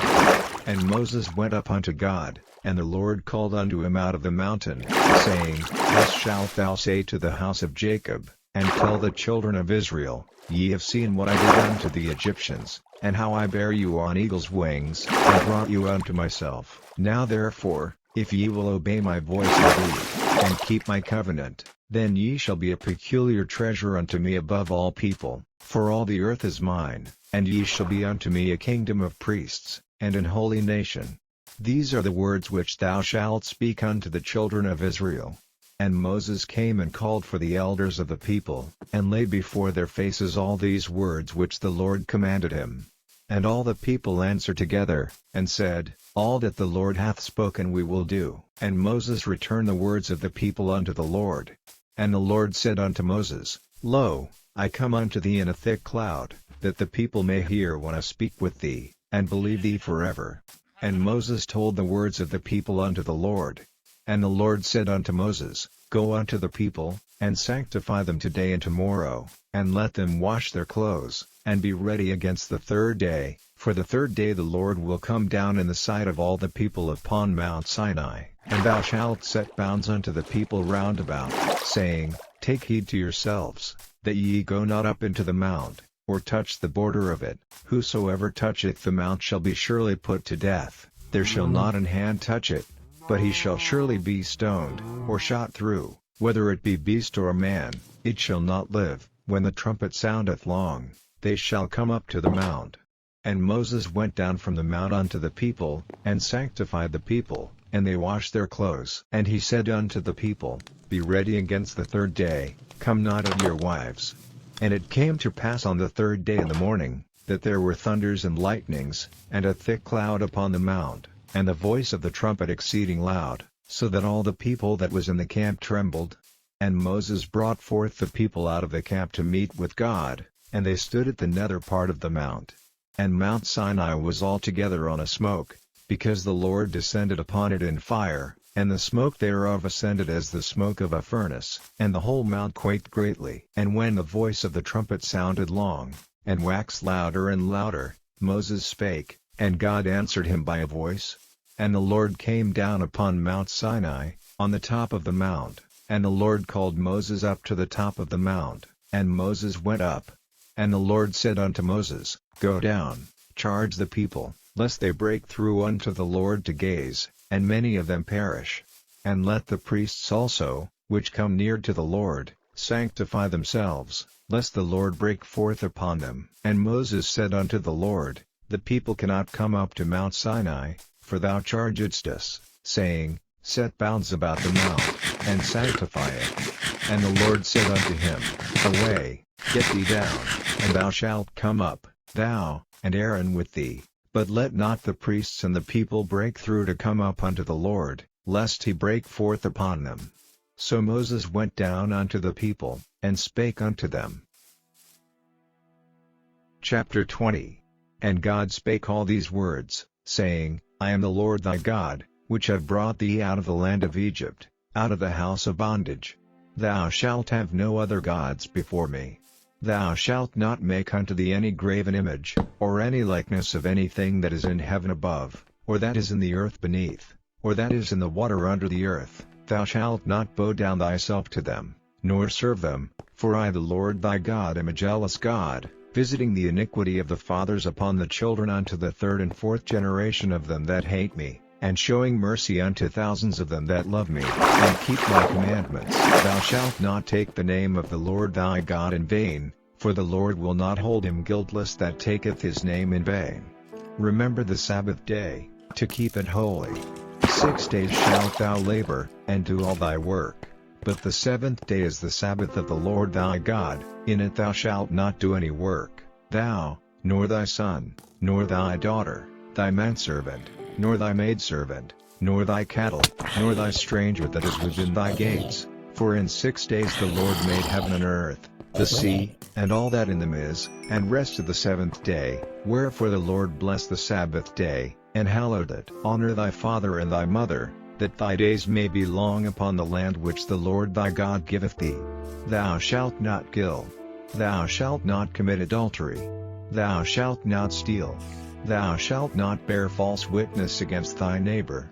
Thou shalt not covet thy neighbor's house. Thou shalt not covet thy neighbor's wife, nor his manservant, nor his maidservant, nor his ox, nor his ass, nor anything that is thy neighbor's. And all the people saw the thunderings, and the lightnings, and the noise of the trumpet, and the mountain smoking. And when the people saw it, they removed, and stood afar off. And they said unto Moses, Speak thou with us, and we will hear, but let not God speak with us, lest we die. And Moses said unto the people, Fear not, for God is come to prove you, and that his fear may be before your faces, that ye sin not. And the people stood afar off, and Moses drew near unto the thick darkness where God was. And the Lord said unto Moses, Thus thou shalt say unto the children of Israel, Ye have seen that I have talked with you from heaven. Ye shall not make with me gods of silver, neither shall ye make unto you gods of gold. An altar of earth thou shalt make unto me, and shalt sacrifice thereon thy burnt offerings, and thy peace offerings, thy sheep, and thine oxen. In all places where I record my name I will come unto thee, and I will bless thee.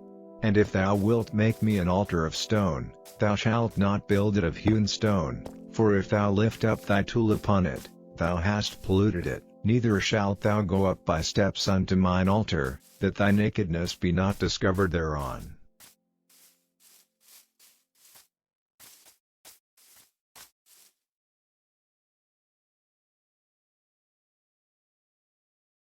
Chapter 21. Now these are the judgments which thou shalt set before them.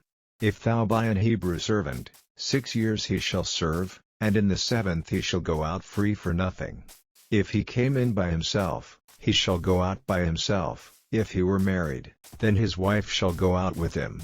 If his master have given him a wife, and she have borne him sons or daughters, the wife and her children shall be her master's, and he shall go out by himself. And if the servant shall plainly say, I love my master, my wife, and my children, I will not go out free, then his master shall bring him unto the judges. He shall also bring him to the door, or unto the doorpost, and his master shall bore his ear through with an awl, and he shall serve him forever. And if a man sell his daughter to be a maidservant, she shall not go out as the menservants do. If she please not her master, who hath betrothed her to himself, then shall he let her be redeemed. To sell her unto a strange nation he shall have no power, seeing he hath dealt deceitfully with her. And if he have betrothed her unto a son, he shall deal with her after the manner of daughters. If he take him another wife, her food, her raiment, and her duty of marriage, shall he not diminish. And if he do not these 3 unto her, then shall she go out free without money. He that smiteth a man, so that he die, shall be surely put to death. And if a man lie not in wait, but God deliver him into his hand, then I will appoint thee a place whither he shall flee. But if a man come presumptuously upon his neighbor, to slay him with guile, thou shalt take him from mine altar, that he may die. And he that smiteth his father, or his mother, shall be surely put to death. And he that stealeth a man, and selleth him, or if he be found in his hand, he shall surely be put to death. And he that curseth his father, or his mother, shall surely be put to death. And if men strive together, and one smite another with a stone, or with his fist, and he die not, but keepeth his bed, if he rise again, and walk abroad upon his staff, then shall he that smote him be quit, only he shall pay for the loss of his time, and shall cause him to be thoroughly healed. And if a man smite his servant, or his maid, with a rod, and he die under his hand, he shall be surely punished. Notwithstanding, if he continue a day or two, he shall not be punished, for he is his money. If men strive, and hurt a woman with child, so that her fruit depart from her, and yet no mischief follow, he shall be surely punished, according as the woman's husband will lay upon him, and he shall pay as the judges determine. And if any mischief follow, then thou shalt give life for life, eye for eye, tooth for tooth, hand for hand, foot for foot, burning for burning, wound for wound, stripe for stripe. And if a man smite the eye of his servant, or the eye of his maid, that it perish, he shall let him go free for his eye's sake. And if he smite out his manservant's tooth, or his maidservant's tooth, he shall let him go free for his tooth's sake. If an ox gore a man or a woman, that they die, then the ox shall be surely stoned, and his flesh shall not be eaten, but the owner of the ox shall be quit. But if the ox were wont to push with his horn in time past, and it hath been testified to his owner, and he hath not kept him in, but that he hath killed a man or a woman, the ox shall be stoned, and his owner also shall be put to death. If there be laid on him a sum of money, then he shall give for the ransom of his life whatsoever is laid upon him. Whether he have gored a son, or have gored a daughter, according to this judgment shall it be done unto him. If the ox shall push a manservant or a maidservant, he shall give unto their master 30 shekels of silver, and the ox shall be stoned. And if a man shall open a pit, or if a man shall dig a pit, and not cover it, and an ox or an ass fall therein, the owner of the pit shall make it good, and give money unto the owner of them, and the dead beast shall be his. And if one man's ox hurt another's, that he die, then they shall sell the live ox, and divide the money of it, and the dead ox also they shall divide. Or if it be known that the ox hath used to push in time past, and his owner hath not kept him in, he shall surely pay ox for ox, and the dead shall be his own. Chapter 22. If a man shall steal an ox, or a sheep, and kill it, or sell it, he shall restore 5 oxen for an ox, and 4 sheep for a sheep. If a thief be found breaking up, and be smitten that he die, there shall no blood be shed for him. If the sun be risen upon him, there shall be blood shed for him, for he should make full restitution. If he have nothing, then he shall be sold for his theft. If the theft be certainly found in his hand alive, whether it be ox, or ass, or sheep, he shall restore double. If a man shall cause a field or a vineyard to be eaten, and shall put in his beast, and shall feed in another man's field, of the best of his own field, and of the best of his own vineyard, shall he make restitution. If fire break out, and catch in thorns, so that the stacks of corn, or the standing corn, or the field, be consumed therewith, he that kindled the fire shall surely make restitution.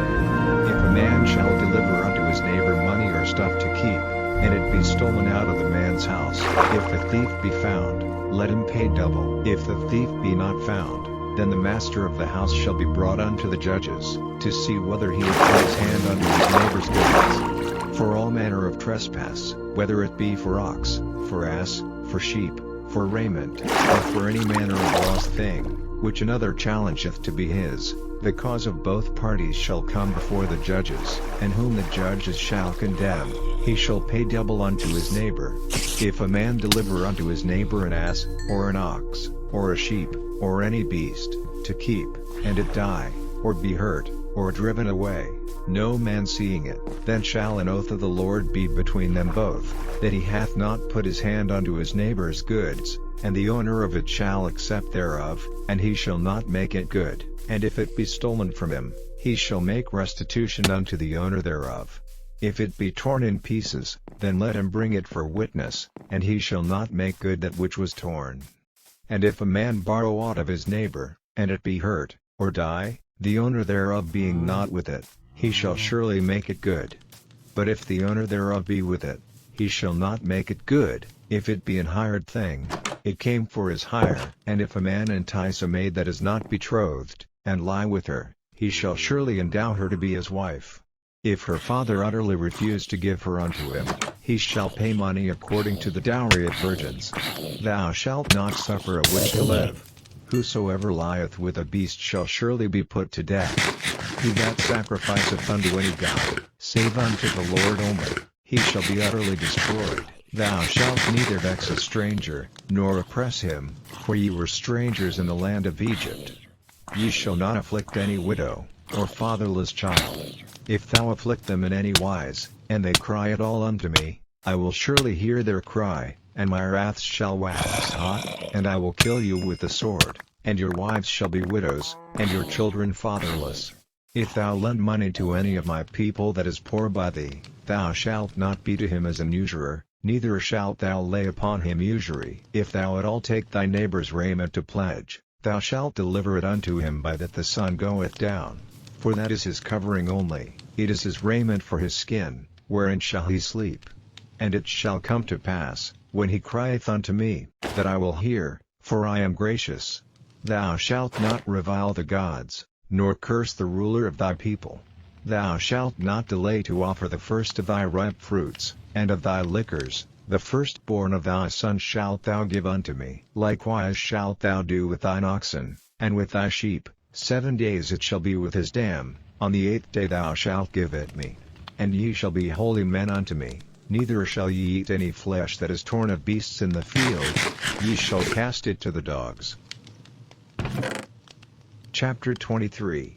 Thou shalt not raise a false report, put not thine hand with the wicked to be an unrighteous witness. Thou shalt not follow a multitude to do evil, neither shalt thou speak in a cause to decline after many to wrest judgment, neither shalt thou countenance a poor man in his cause. If thou meet thine enemy's ox or his ass going astray, thou shalt surely bring it back to him again. If thou see the ass of him that hateth thee lying under his burden, and wouldest forbear to help him, thou shalt surely help with him. Thou shalt not wrest the judgment of thy poor in his cause. Keep thee far from a false matter, and the innocent and righteous slay thou not, for I will not justify the wicked. And thou shalt take no gift, for the gift blindeth the wise, and perverteth the words of the righteous. Also thou shalt not oppress a stranger, for ye know the heart of a stranger, seeing ye were strangers in the land of Egypt. And 6 years thou shalt sow thy land, and shalt gather in the fruits thereof, but the 7th year thou shalt let it rest and lie still, that the poor of thy people may eat, and what they leave the beasts of the field shall eat. In like manner thou shalt deal with thy vineyard, and with thy oliveyard. 6 days thou shalt do thy work, and on the 7th day thou shalt rest, that thine ox and thine ass may rest, and the son of thy handmaid, and the stranger, may be refreshed. And in all things that I have said unto you be circumspect, and make no mention of the name of other gods, neither let it be heard out of thy mouth. 3 times thou shalt keep a feast unto me in the year. Thou shalt keep the feast of unleavened bread, thou shalt eat unleavened bread 7 days, as I commanded thee, in the time appointed of the month Abib, for in it thou camest out from Egypt, and none shall appear before me empty. And the feast of harvest, the firstfruits of thy labors, which thou hast sown in the field, and the feast of ingathering, which is in the end of the year, when thou hast gathered in thy labors out of the field. 3 times in the year all thy males shall appear before the Lord God. Thou shalt not offer the blood of my sacrifice with leavened bread, neither shall the fat of my sacrifice remain until the morning. The first of the firstfruits of thy land thou shalt bring into the house of the Lord thy God. Thou shalt not see the kid in his mother's womb. Behold, I send an angel before thee, to keep thee in the way, and to bring thee into the place which I have prepared. Beware of him, and obey his voice, provoke him not, for he will not pardon your transgressions, for my name is in him.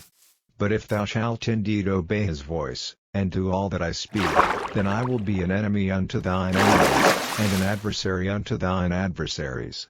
For mine angel shall go before thee, and bring thee in unto the Amorites, and the Hittites, and the Perizzites, and the Canaanites, and the Hivites, and the Jebusites, and I will cut them off. Thou shalt not bow down to their gods, nor serve them, nor do after their works, but thou shalt utterly overthrow them, and quite break down their images. And ye shall serve the Lord your God, and he shall bless thy bread, and thy water, and I will take sickness away from the midst of thee. There shall nothing cast their young, nor be barren, in thy land. The number of thy days I will fulfill. I will send my fear before thee, and will destroy all the people to whom thou shalt come, and I will make all thine enemies turn their backs unto thee. And I will send hornets before thee, which shall drive out the Hivite, the Canaanite, and the Hittite, from before thee. I will not drive them out from before thee in 1 year, lest the land become desolate, and the beast of the field multiply against thee. By little and little I will drive them out from before thee, until thou be increased, and inherit the land.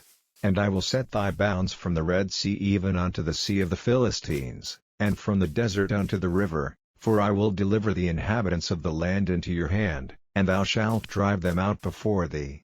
Thou shalt make no covenant with them, nor with their gods. They shall not dwell in thy land, lest they make thee sin against me, for if thou serve their gods, it will surely be a snare unto thee. Chapter 24. And he said unto Moses, Come up unto the Lord, thou, and Aaron, Nadab, and Abihu, and 70 of the elders of Israel, and worship ye afar off. And Moses alone shall come near the Lord, but they shall not come nigh, neither shall the people go up with him. And Moses came and told the people all the words of the Lord, and all the judgments, and all the people answered with one voice, and said, All the words which the Lord hath said will we do. And Moses wrote all the words of the Lord, and rose up early in the morning, and builded an altar under the hill, and 12 pillars, according to the 12 tribes of Israel. And he sent young men of the children of Israel, which offered burnt offerings, and sacrificed peace offerings of oxen unto the Lord. And Moses took half of the blood, and put it in basins, and half of the blood he sprinkled on the altar. And he took the book of the covenant, and read in the audience of the people, and they said, All that the Lord hath said will we do, and be obedient. And Moses took the blood, and sprinkled it on the people, and said, Behold the blood of the covenant, which the Lord hath made with you concerning all these words. Then went up Moses, and Aaron, Nadab, and Abihu, and 70 of the elders of Israel, and they saw the God of Israel, and there was under his feet as it were a paved work of a sapphire stone, and as it were the body of heaven in his clearness. And upon the nobles of the children of Israel he laid not his hand. Also they saw God, and did eat and drink. And the Lord said unto Moses, Come up to me into the mount, and be there, and I will give thee tables of stone, and a law, and commandments which I have written, that thou mayest teach them. And Moses rose up, and his minister Joshua, and Moses went up into the mount of God. And he said unto the elders, Tarry ye here for us, until we come again unto you, and, behold, Aaron and Hur are with you. If any man have any matters to do, let him come unto them. And Moses went up into the mount, and a cloud covered the mount, and the glory of the Lord abode upon Mount Sinai, and the cloud covered it 6 days, and the 7th day he called unto Moses out of the midst of the cloud. And the sight of the glory of the Lord was like devouring fire on the top of the mount in the eyes of the children of Israel. And Moses went into the midst of the cloud, and gat him up into the mount, and Moses was in the mount 40 days and 40 nights.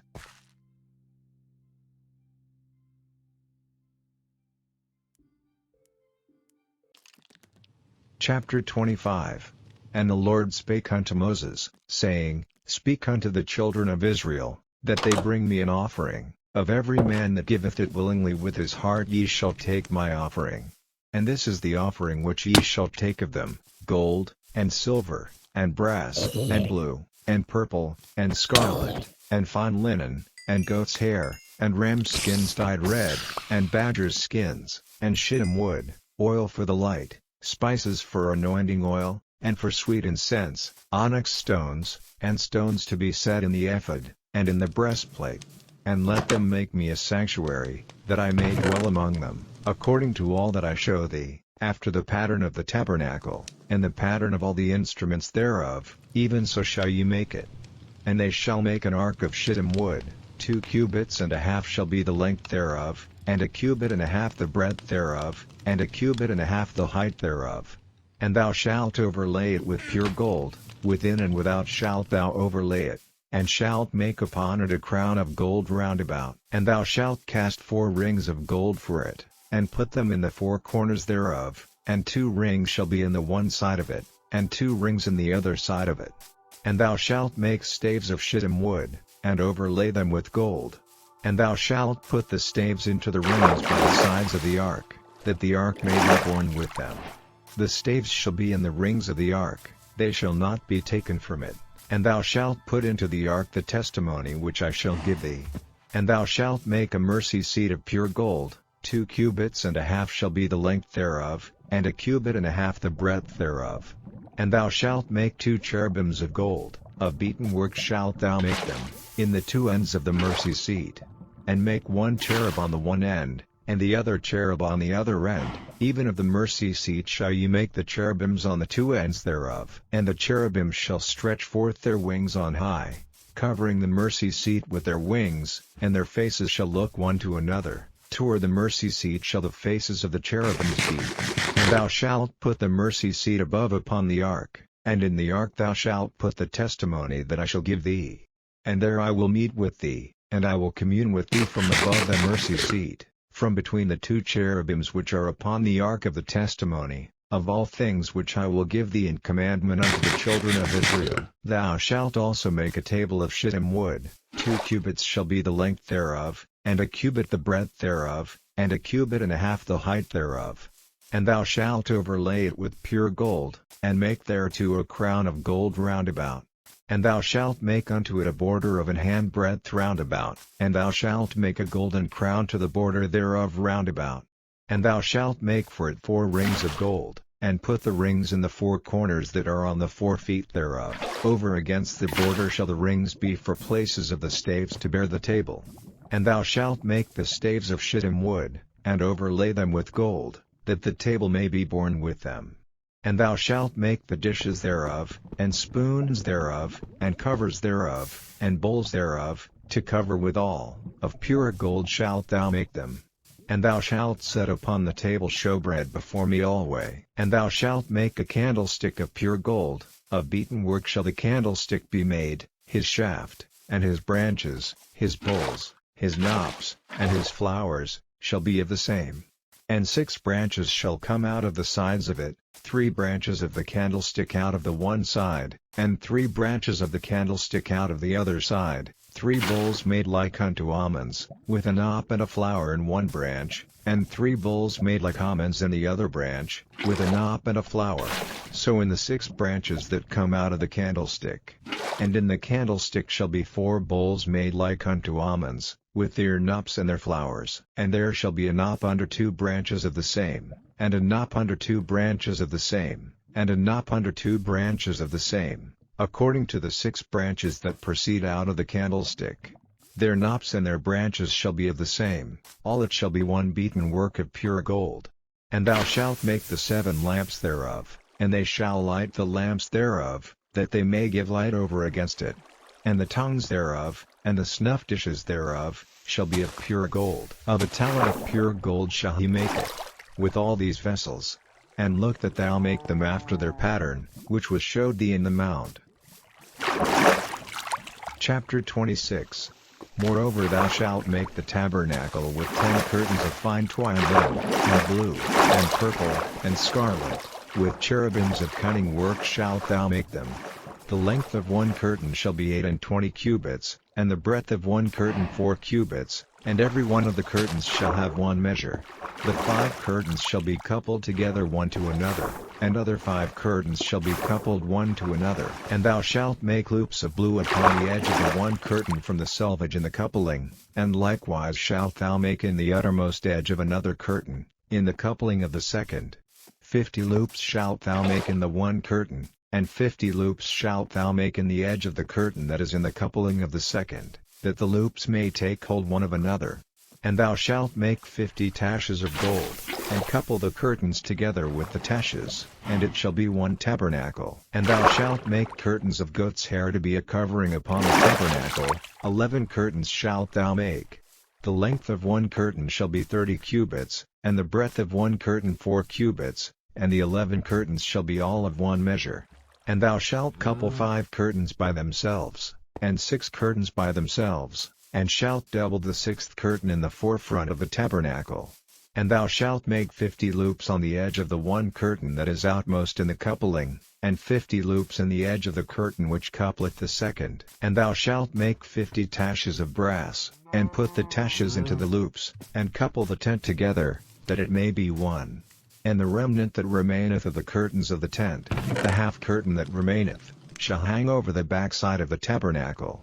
And a cubit on the one side, and a cubit on the other side of that which remaineth in the length of the curtains of the tent, it shall hang over the sides of the tabernacle on this side and on that side, to cover it. And thou shalt make a covering for the tent of ram's skins dyed red, and a covering above of badger skins. And thou shalt make boards for the tabernacle of shittim wood standing up. 10 cubits shall be the length of a board, and a cubit and a half shall be the breadth of one board. 2 tenons shall there be in one board, set in order one against another. Thus shalt thou make for all the boards of the tabernacle. And thou shalt make the boards for the tabernacle, 20 boards on the south side southward. And thou shalt make 40 sockets of silver under the 20 boards, 2 sockets under one board for his 2 tenons, and 2 sockets under another board for his 2 tenons. And for the second side of the tabernacle on the north side there shall be 20 boards, and there 40 sockets of silver, 2 sockets under one board, and 2 sockets under another board. And for the sides of the tabernacle westward thou shalt make 6 boards. And 2 boards shalt thou make for the corners of the tabernacle in the 2 sides. And they shall be coupled together beneath, and they shall be coupled together above the head of it unto one ring. Thus shall it be for them both, they shall be for the 2 corners. And they shall be 8 boards, and their sockets of silver, 16 sockets, 2 sockets under one board, and 2 sockets under another board. And thou shalt make bars of shittim wood, 5 for the boards of the one side of the tabernacle, and 5 bars for the boards of the other side of the tabernacle, and 5 bars for the boards of the side of the tabernacle, for the 2 sides westward. And the middle bar in the midst of the board shall reach from end to end. And thou shalt overlay the boards with gold, and make their rings of gold for places for the bars, and thou shalt overlay the bars with gold. And thou shalt rear up the tabernacle according to the fashion thereof which was showed thee in the mount. And thou shalt make a veil of blue, and purple, and scarlet, and fine twined linen of cunning work, with cherubim shall it be made, and thou shalt hang it upon 4 pillars of shittim wood overlaid with gold. Their hooks shall be of gold, upon the 4 sockets of silver. And thou shalt hang up the veil under the taches, that thou mayest bring in thither within the veil the ark of the testimony. And the veil shall divide unto you between the holy place and the most holy. And thou shalt put the mercy seat upon the ark of the testimony in the most holy place. And thou shalt set the table without the veil, and the candlestick over against the table on the side of the tabernacle toward the south. And thou shalt put the table on the north side. And thou shalt make an hanging for the door of the tent, of blue, and purple, and scarlet, and fine twined linen, wrought with needlework. And thou shalt make for the hanging 5 pillars of shittim wood, and overlay them with gold, and their hooks shall be of gold. And thou shalt cast 5 sockets of brass for them. Chapter 27. And thou shalt make an altar of shittim wood, 5 cubits long, and 5 cubits broad. The altar shall be 4 square, and the height thereof shall be 3 cubits. And thou shalt make the horns of it upon the 4 corners thereof, his horns shall be of the same, and thou shalt overlay it with brass. And thou shalt make his pans to receive his ashes, and his shovels, and his basins, and his flesh hooks, and his firepans. All the vessels thereof thou shalt make of brass. And thou shalt make for it a grate of network of brass, and upon the net shalt thou make 4 brassen rings in the 4 corners thereof. And thou shalt put it under the compass of the altar beneath. that the net may be even to the midst of the altar. And thou shalt make staves for the altar, staves of shittim wood, and overlay them with brass. And the staves shall be put into the rings, and the staves shall be upon the two sides of the altar, to bear it. Hollow with boards shalt thou make it. As it was showed thee in the mount, so shall they make it. And thou shalt make the court of the tabernacle. For the south side southward there shall be hangings for the court of fine twined linen of 100 cubits long for one side, and the 20 pillars thereof and their 20 sockets shall be of brass. The hooks of the pillars and their fillets shall be of silver.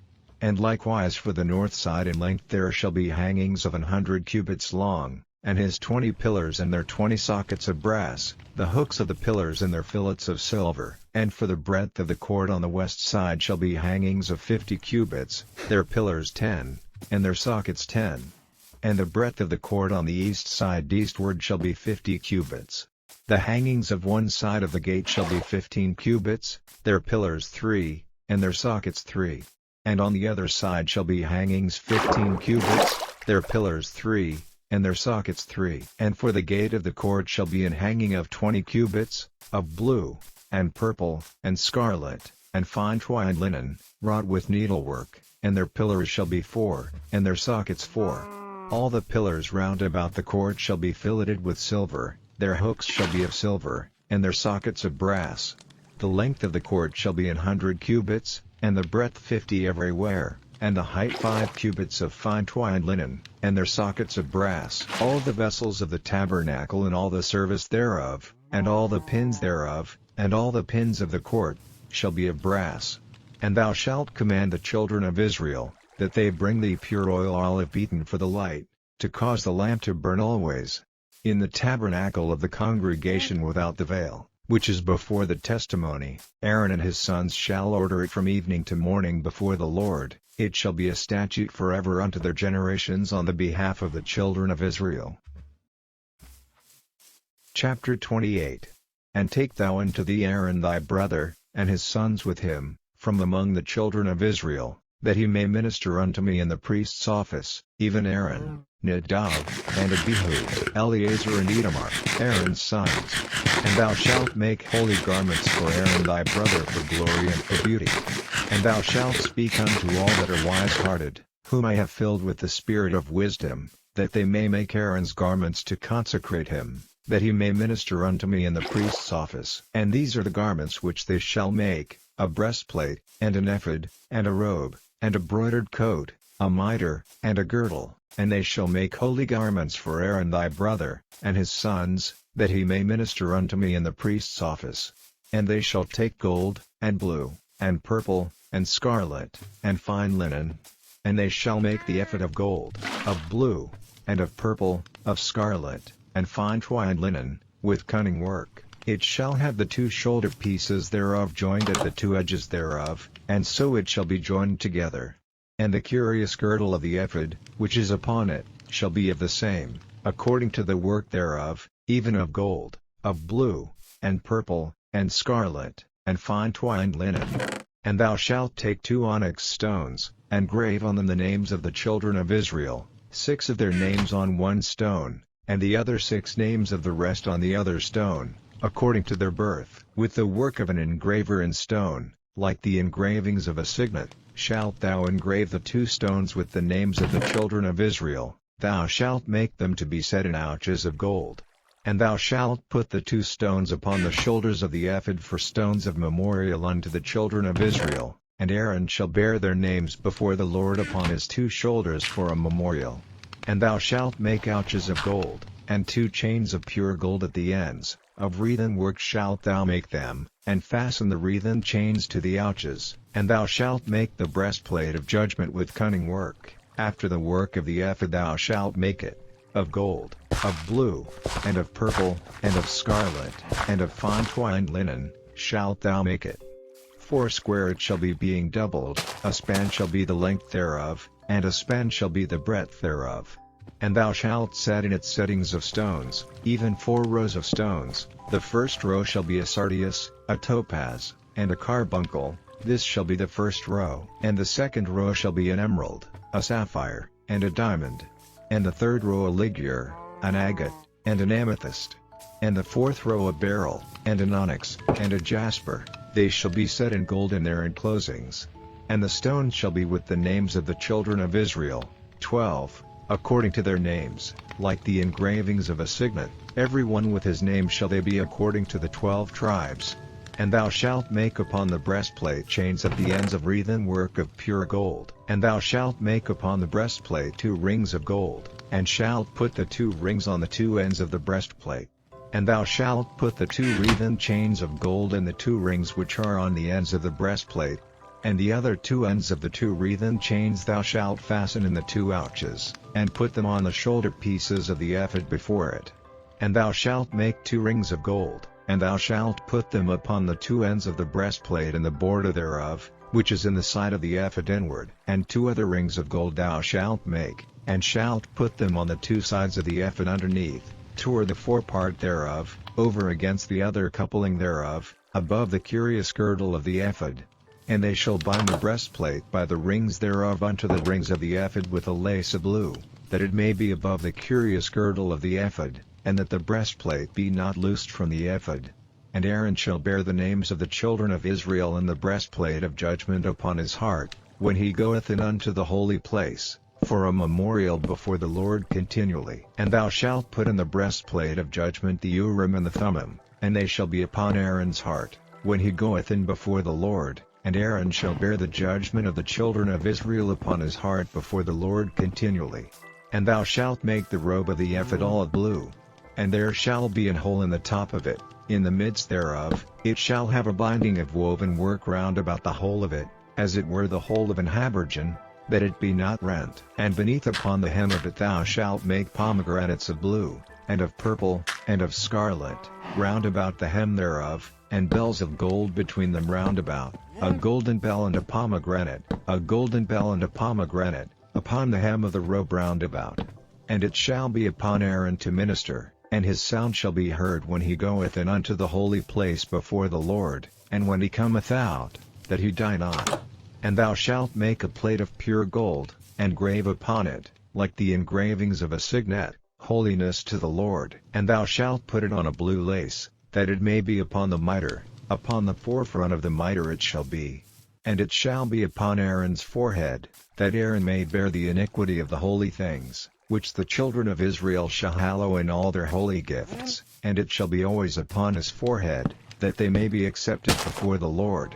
And thou shalt embroider the coat of fine linen, and thou shalt make the mitre of fine linen, and thou shalt make the girdle of needlework. And for Aaron's sons thou shalt make coats, and thou shalt make for them girdles, and bonnets shalt thou make for them, for glory and for beauty. And thou shalt put them upon Aaron thy brother, and his sons with him, and shalt anoint them, and consecrate them, and sanctify them, that they may minister unto me in the priest's office. And thou shalt make them linen breeches to cover their nakedness, from the loins even unto the thighs they shall reach, and they shall be upon Aaron, and upon his sons, when they come in unto the tabernacle of the congregation, or when they come near unto the altar to minister in the holy place, that they bear not iniquity, and die. It shall be a statute forever unto him and his seed after him.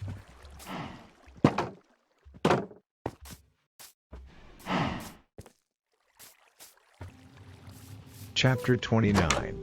And this is the thing that thou shalt do unto them to hallow them, to minister unto me in the priest's office. Take 1 young bullock, and 2 rams without blemish, and unleavened bread, and cakes unleavened tempered with oil, and wafers unleavened anointed with oil, of wheaten flour shalt thou make them. And thou shalt put them into 1 basket, and bring them in the basket, with the bullock and the 2 rams. And Aaron and his sons thou shalt bring unto the door of the tabernacle of the congregation, and shalt wash them with water. And thou shalt take the garments, and put upon Aaron the coat, and the robe of the ephod, and the breastplate, and gird him with the curious girdle of the ephod, and thou shalt put the mitre upon his head, and put the holy crown upon the mitre. Then shalt thou take the anointing oil, and pour it upon his head, and anoint him. And thou shalt bring his sons, and put coats upon them, and thou shalt gird them with girdles, Aaron and his sons, and put the bonnets on them.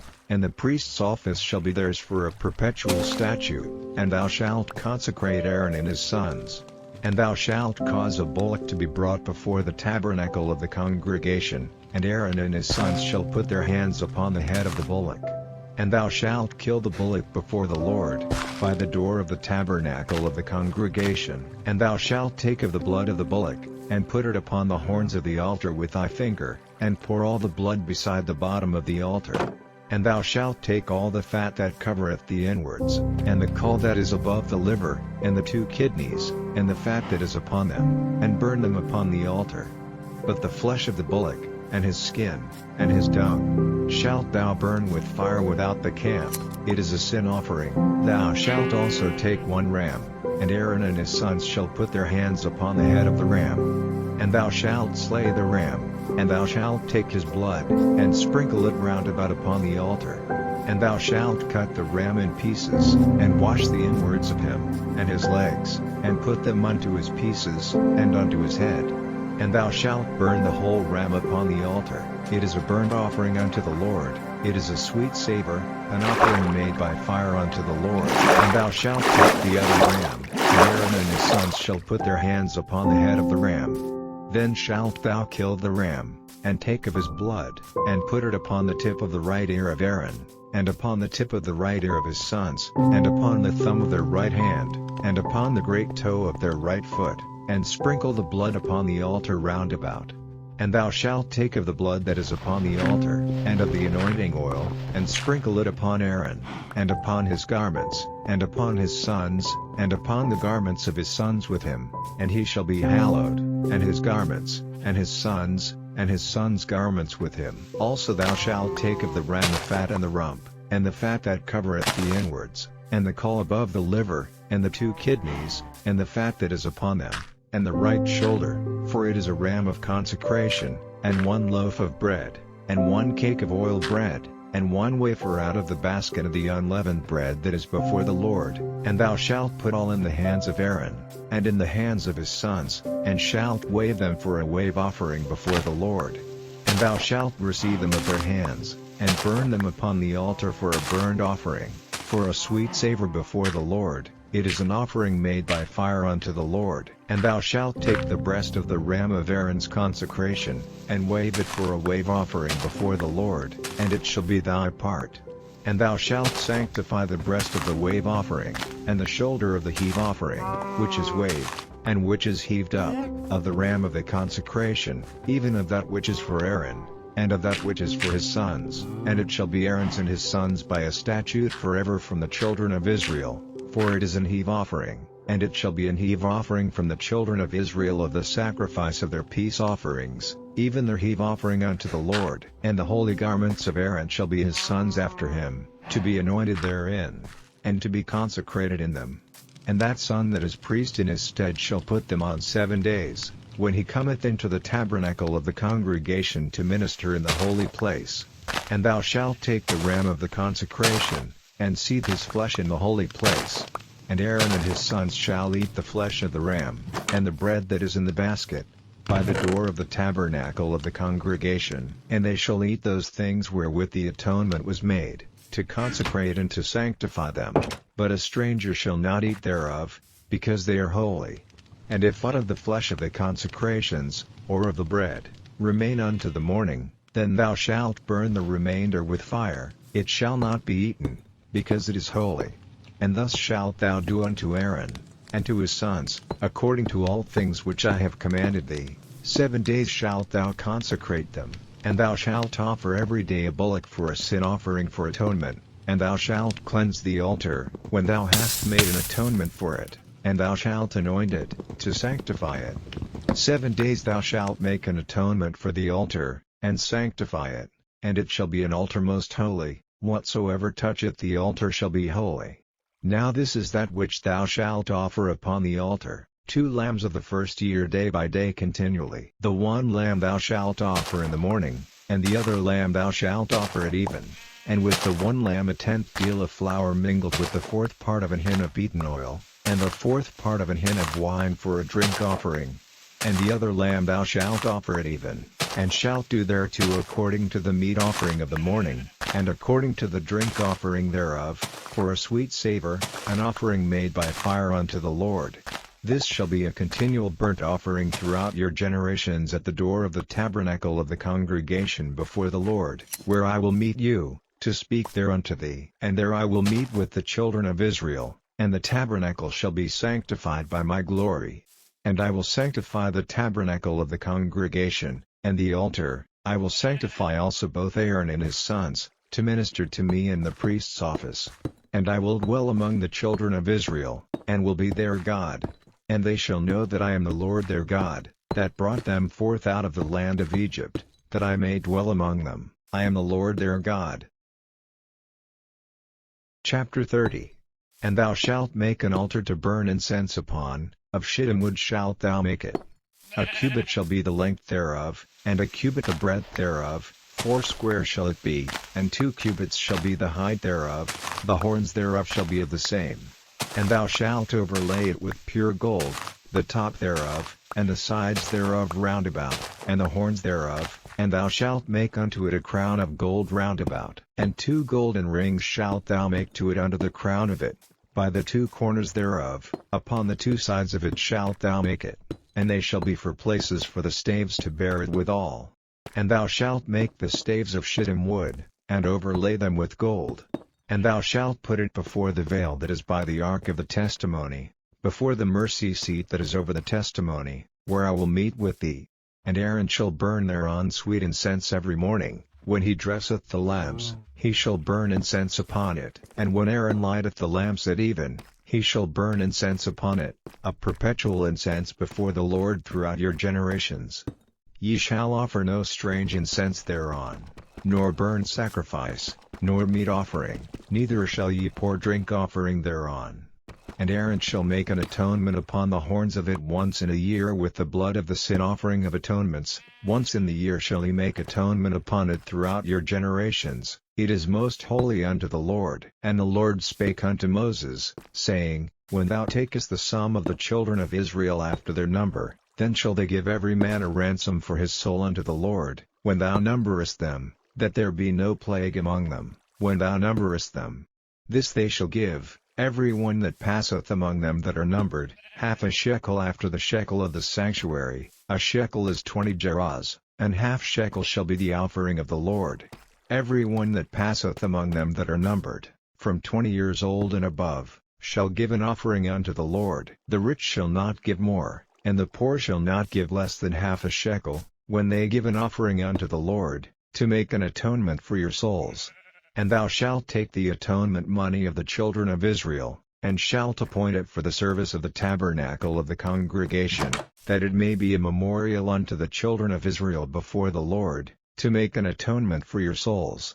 And the Lord spake unto Moses, saying, Thou shalt also make a laver of brass, and his foot also of brass, to wash withal, and thou shalt put it between the tabernacle of the congregation and the altar, and thou shalt put water therein, for Aaron and his sons shall wash their hands and their feet thereat. When they go into the tabernacle of the congregation, they shall wash with water, that they die not, or when they come near to the altar to minister, to burn offering made by fire unto the Lord, so they shall wash their hands and their feet, that they die not, and it shall be a statute forever to them, even to him and to his seed throughout their generations. Moreover the Lord spake unto Moses, saying, Take thou also unto thee principal spices, of pure myrrh 500 shekels, and of sweet cinnamon half so much, even 250 shekels, and of sweet calamus 250 shekels, and of cassia 500 shekels, after the shekel of the sanctuary, and of oil olive and hin, and thou shalt make it an oil of holy ointment, an ointment compound after the art of the apothecary. It shall be an holy anointing oil. And thou shalt anoint the tabernacle of the congregation therewith, and the ark of the testimony, and the table and all his vessels, and the candlestick and his vessels, and the altar of incense, and the altar of burnt offering with all his vessels, and the laver and his foot. And thou shalt sanctify them, that they may be most holy. Whatsoever toucheth them shall be holy. And thou shalt anoint Aaron and his sons, and consecrate them, that they may minister unto me in the priest's office. And thou shalt speak unto the children of Israel, saying, This shall be an holy anointing oil unto me throughout your generations. Upon man's flesh shall it not be poured, neither shall ye make any other like it. After the composition of it, it is holy, and it shall be holy unto you. Whosoever compoundeth any like it, or whosoever putteth any of it upon a stranger, shall even be cut off from his people. And the Lord said unto Moses, Take unto thee sweet spices, stacte, and onycha, and galbanum, these sweet spices with pure frankincense, of each shall there be a like weight. And thou shalt make it a perfume, a confection after the art of the apothecary, tempered together, pure and holy. And thou shalt beat some of it very small, and put of it before the testimony in the tabernacle of the congregation, where I will meet with thee. It shall be unto you most holy. And as for the perfume which thou shalt make, ye shall not make to yourselves according to the composition thereof, it shall be unto thee holy for the Lord. Whosoever shall make like unto that, to smell thereto, shall even be cut off from his people. Chapter 31. And the Lord spake unto Moses, saying, See, I have called by name Bezaleel the son of Uri, the son of Hur, of the tribe of Judah, and I have filled him with the Spirit of God, in wisdom, and in understanding, and in knowledge, and in all manner of workmanship, to devise cunning works, to work in gold, and in silver, and in brass, and in cutting of stones, to set them, and in carving of timber, to work in all manner of workmanship. And I, behold, I have given with him Aholiab, the son of Ahisamach, of the tribe of Dan, and in the hearts of all that are wise-hearted I have put wisdom, that they may make all that I have commanded thee, the tabernacle of the congregation, and the ark of the testimony, and the mercy seat that is thereupon, and all the furniture of the tabernacle, and the table and his furniture, and the pure candlestick with all his furniture, and the altar of incense, and the altar of burnt offering with all his furniture, and the laver and his foot,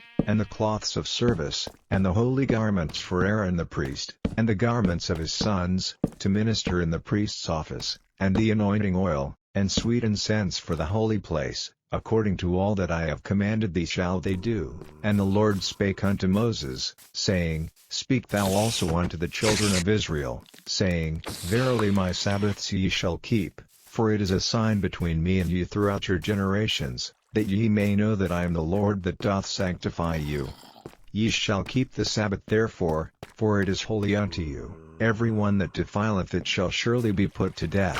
For whosoever doeth any work therein, that soul shall be cut off from among his people. 6 days may work be done, but in the seventh is the Sabbath of rest, holy to the Lord. Whosoever doeth any work in the Sabbath day, he shall surely be put to death. Wherefore the children of Israel shall keep the Sabbath, to observe the Sabbath throughout their generations, for a perpetual covenant.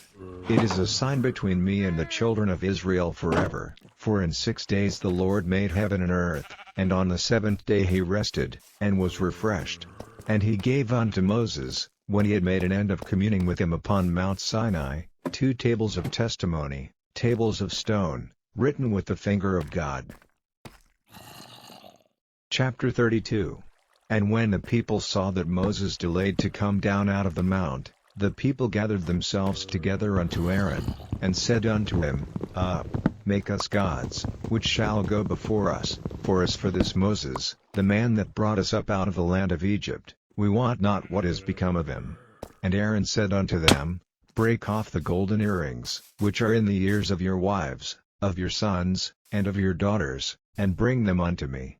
And all the people brake off the golden earrings which were in their ears, and brought them unto Aaron. And he received them at their hand, and fashioned it with a graving tool, after he had made it a molten calf. And they said, These be thy gods, O Israel, which brought thee up out of the land of Egypt.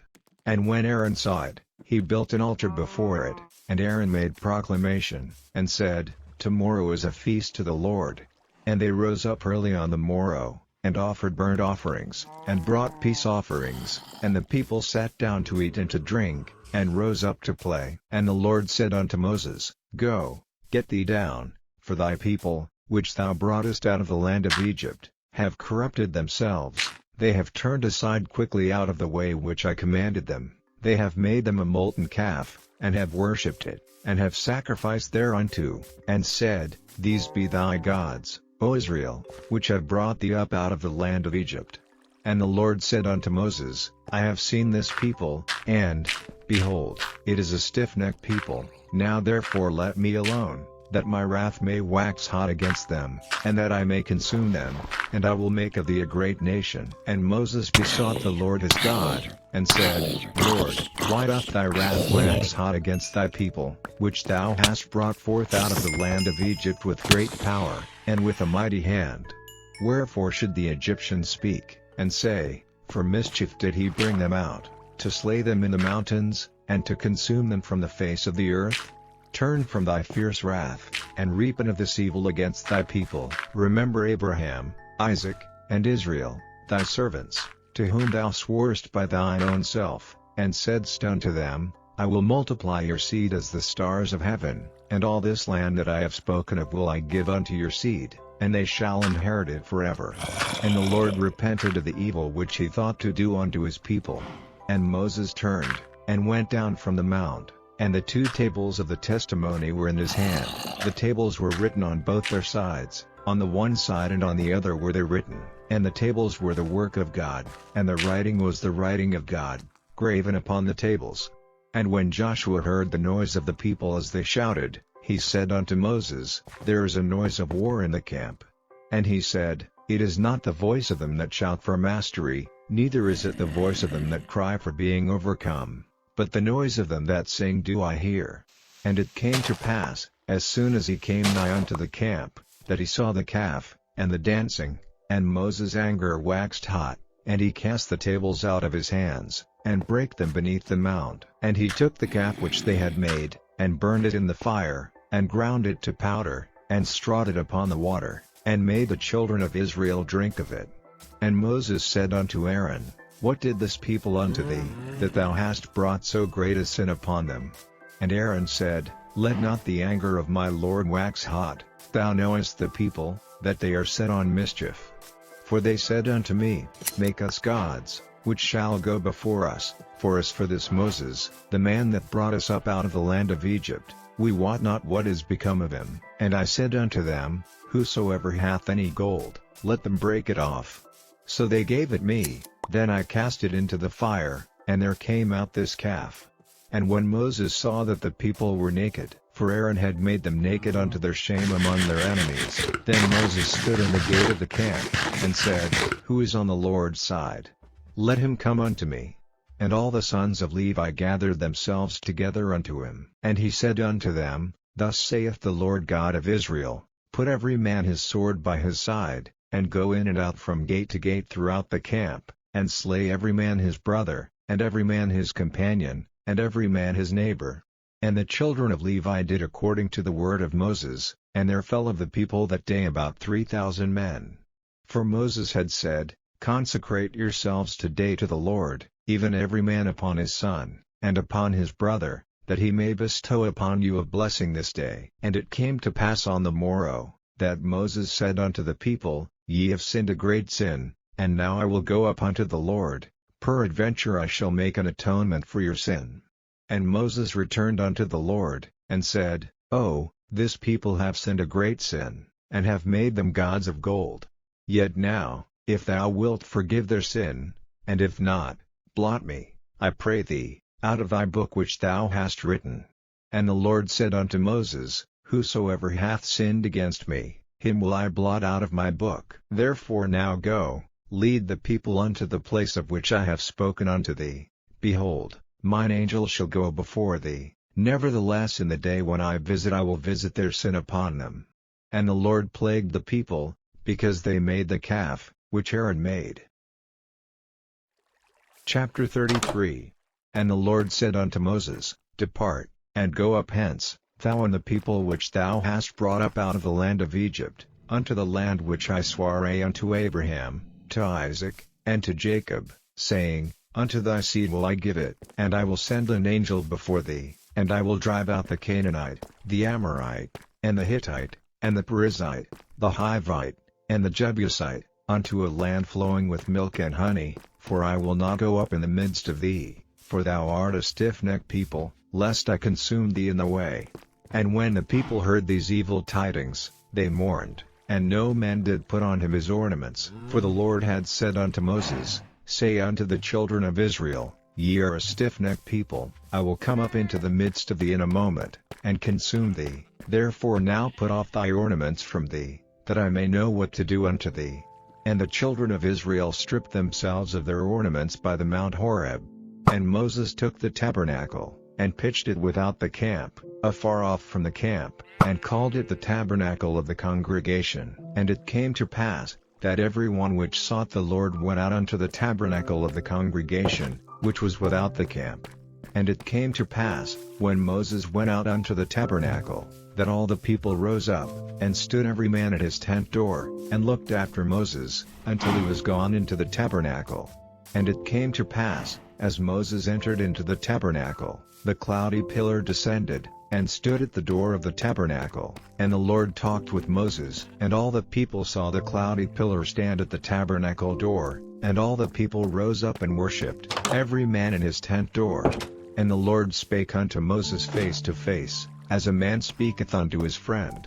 And he turned again into the camp, but his servant Joshua, the son of Nun, a young man, departed not out of the tabernacle. And Moses said unto the Lord, See, thou sayest unto me, Bring up this people, and thou hast not let me know whom thou wilt send with me. Yet thou hast said, I know thee by name, and thou hast also found grace in my sight. Now therefore, I pray thee, if I have found grace in thy sight, show me now thy way, that I may know thee, that I may find grace in thy sight, and consider that this nation is thy people. And he said, My presence shall go with thee, and I will give thee rest. And he said unto him, If thy presence go not with me, carry us not up hence, for wherein shall it be known here that I and thy people have found grace in thy sight? Is it not in that thou goest with us? So shall we be separated, I and thy people, from all the people that are upon the face of the earth. And the Lord said unto Moses, I will do this thing also that thou hast spoken, for thou hast found grace in my sight, and I know thee by name. And he said, I beseech thee, show me thy glory. And he said, I will make all my goodness pass before thee, and I will proclaim the name of the Lord before thee, and will be gracious to whom I will be gracious, and will show mercy on whom I will show mercy. And he said, Thou canst not see my face, for there shall no man see me, and live.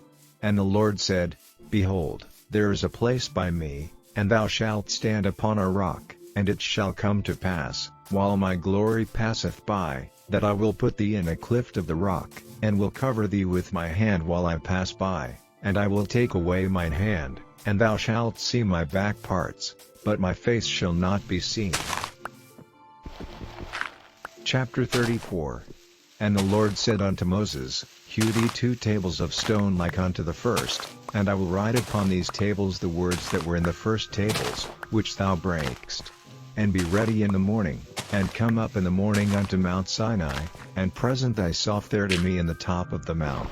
And no man shall come up with thee, neither let any man be seen throughout all the mount, neither let the flocks nor herds feed before that mount. And he hewed 2 tables of stone like unto the first. And Moses rose up early in the morning, and went up unto Mount Sinai, as the Lord had commanded him, and took in his hand the 2 tables of stone. And the Lord descended in the cloud, and stood with him there, and proclaimed the name of the Lord. And the Lord passed by before him, and proclaimed, The Lord God, merciful and gracious, long-suffering, and abundant in goodness and truth, keeping mercy for thousands, forgiving iniquity and transgression and sin, and that will by no means clear the guilty, visiting the iniquity of the fathers upon the children, and upon the children's children, unto the 3rd and to the 4th generation. And Moses made haste, and bowed his head toward the earth, and worshipped. And he said, If now I have found grace in thy sight, O Lord, let my Lord, I pray thee, go among us, for it is a stiff-necked people, and pardon our iniquity and our sin, and take us for thine inheritance. And he said, Behold, I make a covenant, before all thy people I will do marvels, such as have not been done in all the earth, nor in any nation, and all the people among which thou art shall see the work of the Lord, for it is a terrible thing that I will do with thee. Observe thou that which I command thee this day. Behold, I drive out before thee the Amorite, and the Canaanite, and the Hittite, and the Perizzite, and the Hivite, and the Jebusite.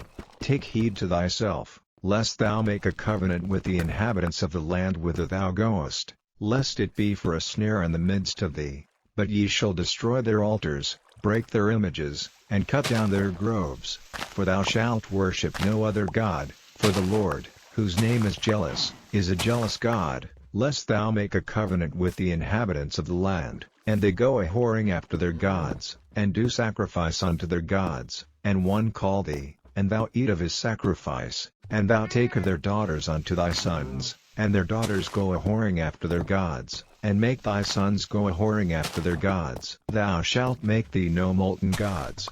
The feast of unleavened bread shalt thou keep. 7 days thou shalt eat unleavened bread, as I commanded thee, in the time of the month Abib, for in the month Abib thou camest out from Egypt. All that openeth the matrix is mine, and every firstling among thy cattle, whether ox or sheep, that is male. But the firstling of an ass thou shalt redeem with a lamb, and if thou redeem him not, then shalt thou break his neck. All the firstborn of thy sons thou shalt redeem. And none shall appear before me empty.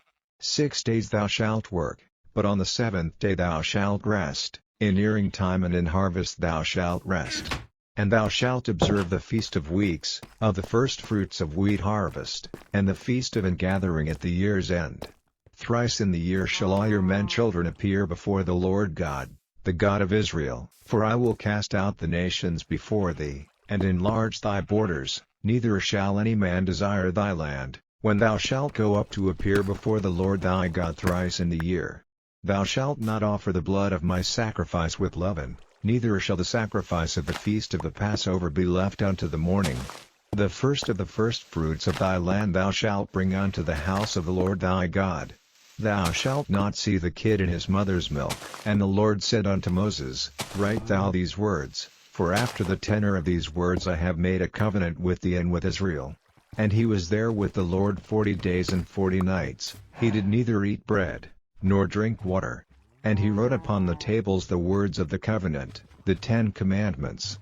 And it came to pass, when Moses came down from Mount Sinai with the 2 tables of testimony in Moses' hand, when he came down from the mount, that Moses wist not that the skin of his face shone while he talked with him. And when Aaron and all the children of Israel saw Moses, behold, the skin of his face shone, and they were afraid to come nigh him. And Moses called unto them, and Aaron and all the rulers of the congregation returned unto him, and Moses talked with them. And afterward all the children of Israel came nigh, and he gave them in commandment all that the Lord had spoken with him in Mount Sinai. Until Moses had done speaking with them, he put a veil on his face, but when Moses went in before the Lord to speak with him, he took the veil off, until he came out. And he came out, and spake unto the children of Israel that which he was commanded. And the children of Israel saw the face of Moses, that the skin of Moses' face shone, and Moses put the veil upon his face again, until he went in to speak with him. Chapter 35. And Moses gathered all the congregation of the children of Israel together, and said unto them, These are the words which the Lord hath commanded, that ye should do them. 6 days shall work be done, but on the 7th day there shall be to you an holy day, a Sabbath of rest to the Lord. Whosoever doeth work therein shall be put to death. Ye shall kindle no fire throughout your habitations upon the Sabbath day. And Moses spake unto all the congregation of the children of Israel, saying, This is the thing which the Lord commanded, saying, Take ye from among you an offering unto the Lord, whosoever is of a willing heart, let him bring it, an offering of the Lord, gold, and silver, and brass, and blue, and purple, and scarlet, and fine linen, and goat's hair, and ram's skins dyed red, and badger's skins, and shittim wood, and oil for the light, and spices for anointing oil, and for the sweet incense, and onyx stones, and stones to be set for the ephod, and for the breastplate. And every wise-hearted among you shall come, and make all that the Lord hath commanded, the tabernacle, his tent, and his covering, his taches, and his boards, his bars, his pillars, and his sockets, the ark, and the staves thereof, with the mercy seat, and the veil of the covering, the table, and his staves, and all his vessels, and the showbread, the candlestick also for the light, and his furniture, and his lamps, with the oil for the light, and the incense altar, and his staves, and the anointing oil, and the sweet incense, and the hanging for the door at the entering in of the tabernacle, the altar of burnt offering, with his brassen grate, his staves, and all his vessels, the laver in his foot, the hangings of the court, his pillars, and their sockets, and the hanging for the door of the court, the pins of the tabernacle, and the pins of the court, and their cords, the cloths of service, to do service in the holy place, the holy garments for Aaron the priest, and the garments of his sons, to minister in the priest's office. And all the congregation of the children of Israel departed from the presence of Moses. And they came, everyone whose heart stirred him up, and everyone whom his spirit made willing, and they brought the Lord's offering to the work of the tabernacle of the congregation, and for all his service, and for the holy garments. And they came, both men and women, as many as were willing-hearted, and brought bracelets, and earrings, and rings, and tablets, all jewels of gold. And every man that offered an offering of gold unto the Lord. And every man, with whom was found blue, and purple, and scarlet, and fine linen, and goat's hair, and red skins of rams, and badger skins, brought them. Every one that did offer an offering of silver and brass brought the Lord's offering. And every man, with whom was found shittim wood for any work of the service, brought it. And all the women that were wise-hearted did spin with their hands, and brought that which they had spun, both of blue, and of purple, and of scarlet, and of fine linen, and all the women whose hearts stirred them up in wisdom spun goat's hair. And the rulers brought onyx stones, and stones to be set, for the ephod, and for the breastplate, and spice, and oil for the light, and for the anointing oil, and for the sweet incense. The children of Israel brought a willing offering unto the Lord, every man and woman, whose heart made them willing to bring for all manner of work, which the Lord had commanded to be made by the hand of Moses. And Moses said unto the children of Israel, See, the Lord hath called by name Bezaleel the son of Uri, the son of Hur, of the tribe of Judah, and he hath filled him with the Spirit of God, in wisdom, in understanding, and in knowledge, and in all manner of workmanship, and to devise curious works, to work in gold, and in silver, and in brass, and in the cutting of stones, to set them, and in carving of wood, to make any manner of cunning work. And he hath put in his heart that he may teach, both he, and Aholiab, the son of Ahisamach, of the tribe of Dan. Them hath he filled with wisdom of heart, to work all manner of work, of the engraver, and of the cunning workman, and of the embroiderer, in blue, and in purple, in scarlet, and in fine linen, and of the weaver, even of them that do any work, and of those that devise cunning work. Chapter 36. Then wrought Bezaleel and Aholiab, and every wise-hearted man, in whom the Lord put wisdom and understanding to know how to work all manner of work for the service of the sanctuary, according to all that the Lord had commanded. And Moses called Bezaleel and Aholiab, and every wise-hearted man, in whose heart the Lord had put wisdom, even every one whose heart stirred him up to come unto the work to do it, and they received of Moses all the offering, which the children of Israel had brought for the work of the service of the sanctuary, to make it withal. And they brought yet unto him free offerings every morning. And all the wise men, that wrought all the work of the sanctuary, came every man from his work which they made, and they spake unto Moses, saying, The people bring much more than enough for the service of the work, which the Lord commanded to make. And Moses gave commandment, and they caused it to be proclaimed throughout the camp, saying, Let neither man nor woman make any more work for the offering of the sanctuary. So the people were restrained from bringing, for the stuff they had was sufficient for all the work to make it, and too much. And every wise-hearted man among them that wrought the work of the tabernacle made 10 curtains of fine twined linen, and blue, and purple, and scarlet, with cherubims of cunning work made he them. The length of one curtain was 28 cubits, and the breadth of one curtain 4 cubits, the curtains were all of one size. And he coupled the 5 curtains one unto another, and the other 5 curtains he coupled one unto another. And he made loops of blue on the edge of one curtain from the selvage in the coupling, likewise he made in the uttermost side of another curtain, in the coupling of the second. 50 loops made he in one curtain, and 50 loops made he in the edge of the curtain which was in the coupling of the second. The loops held one curtain to another. And he made 50 taches of gold, and coupled the curtains one unto another with the taches, so it became one tabernacle. And he made curtains of goat's hair for the tent over the tabernacle, 11 curtains he made them. The length of one curtain was 30 cubits, and 4 cubits was the breadth of one curtain. The 11 curtains were of one size. And he coupled 5 curtains by themselves, and 6 curtains by themselves. And he made 50 loops upon the uttermost edge of the curtain in the coupling, and 50 loops made he upon the edge of the curtain which coupleth the second. And he made 50 taches of brass to couple the tent together, that it might be one.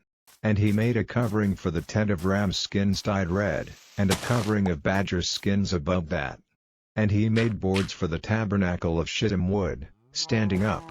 The length of a board was 10 cubits, and the breadth of a board 1 cubit and a half. One board had 2 tenons, equally distant one from another. Thus did he make for all the boards of the tabernacle. And he made boards for the tabernacle, 20 boards for the south side southward, and 40 sockets of silver he made under the 20 boards, 2 sockets under one board for his 2 tenons, and 2 sockets under another board for his 2 tenons. And for the other side of the tabernacle, which is toward the north corner, he made 20 boards, and there 40 sockets of silver, 2 sockets under one board, and 2 sockets under another board. And for the sides of the tabernacle westward he made 6 boards. And 2 boards made he for the corners of the tabernacle in the 2 sides. And they were coupled beneath, and coupled together at the head thereof, to one ring.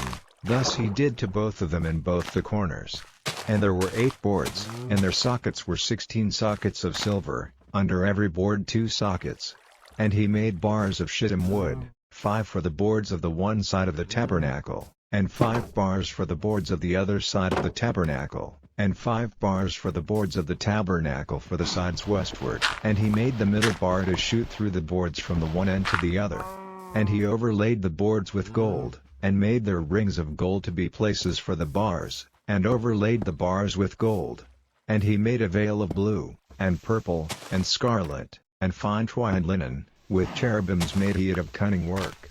And he made thereunto 4 pillars of shittim wood, and overlaid them with gold. Their hooks were of gold, and he cast for them 4 sockets of silver. And he made an hanging for the tabernacle door of blue, and purple, and scarlet, and fine twined linen, of needlework, and the 5 pillars of it with their hooks. And he overlaid their chapiters and their fillets with gold, but their 5 sockets were of brass.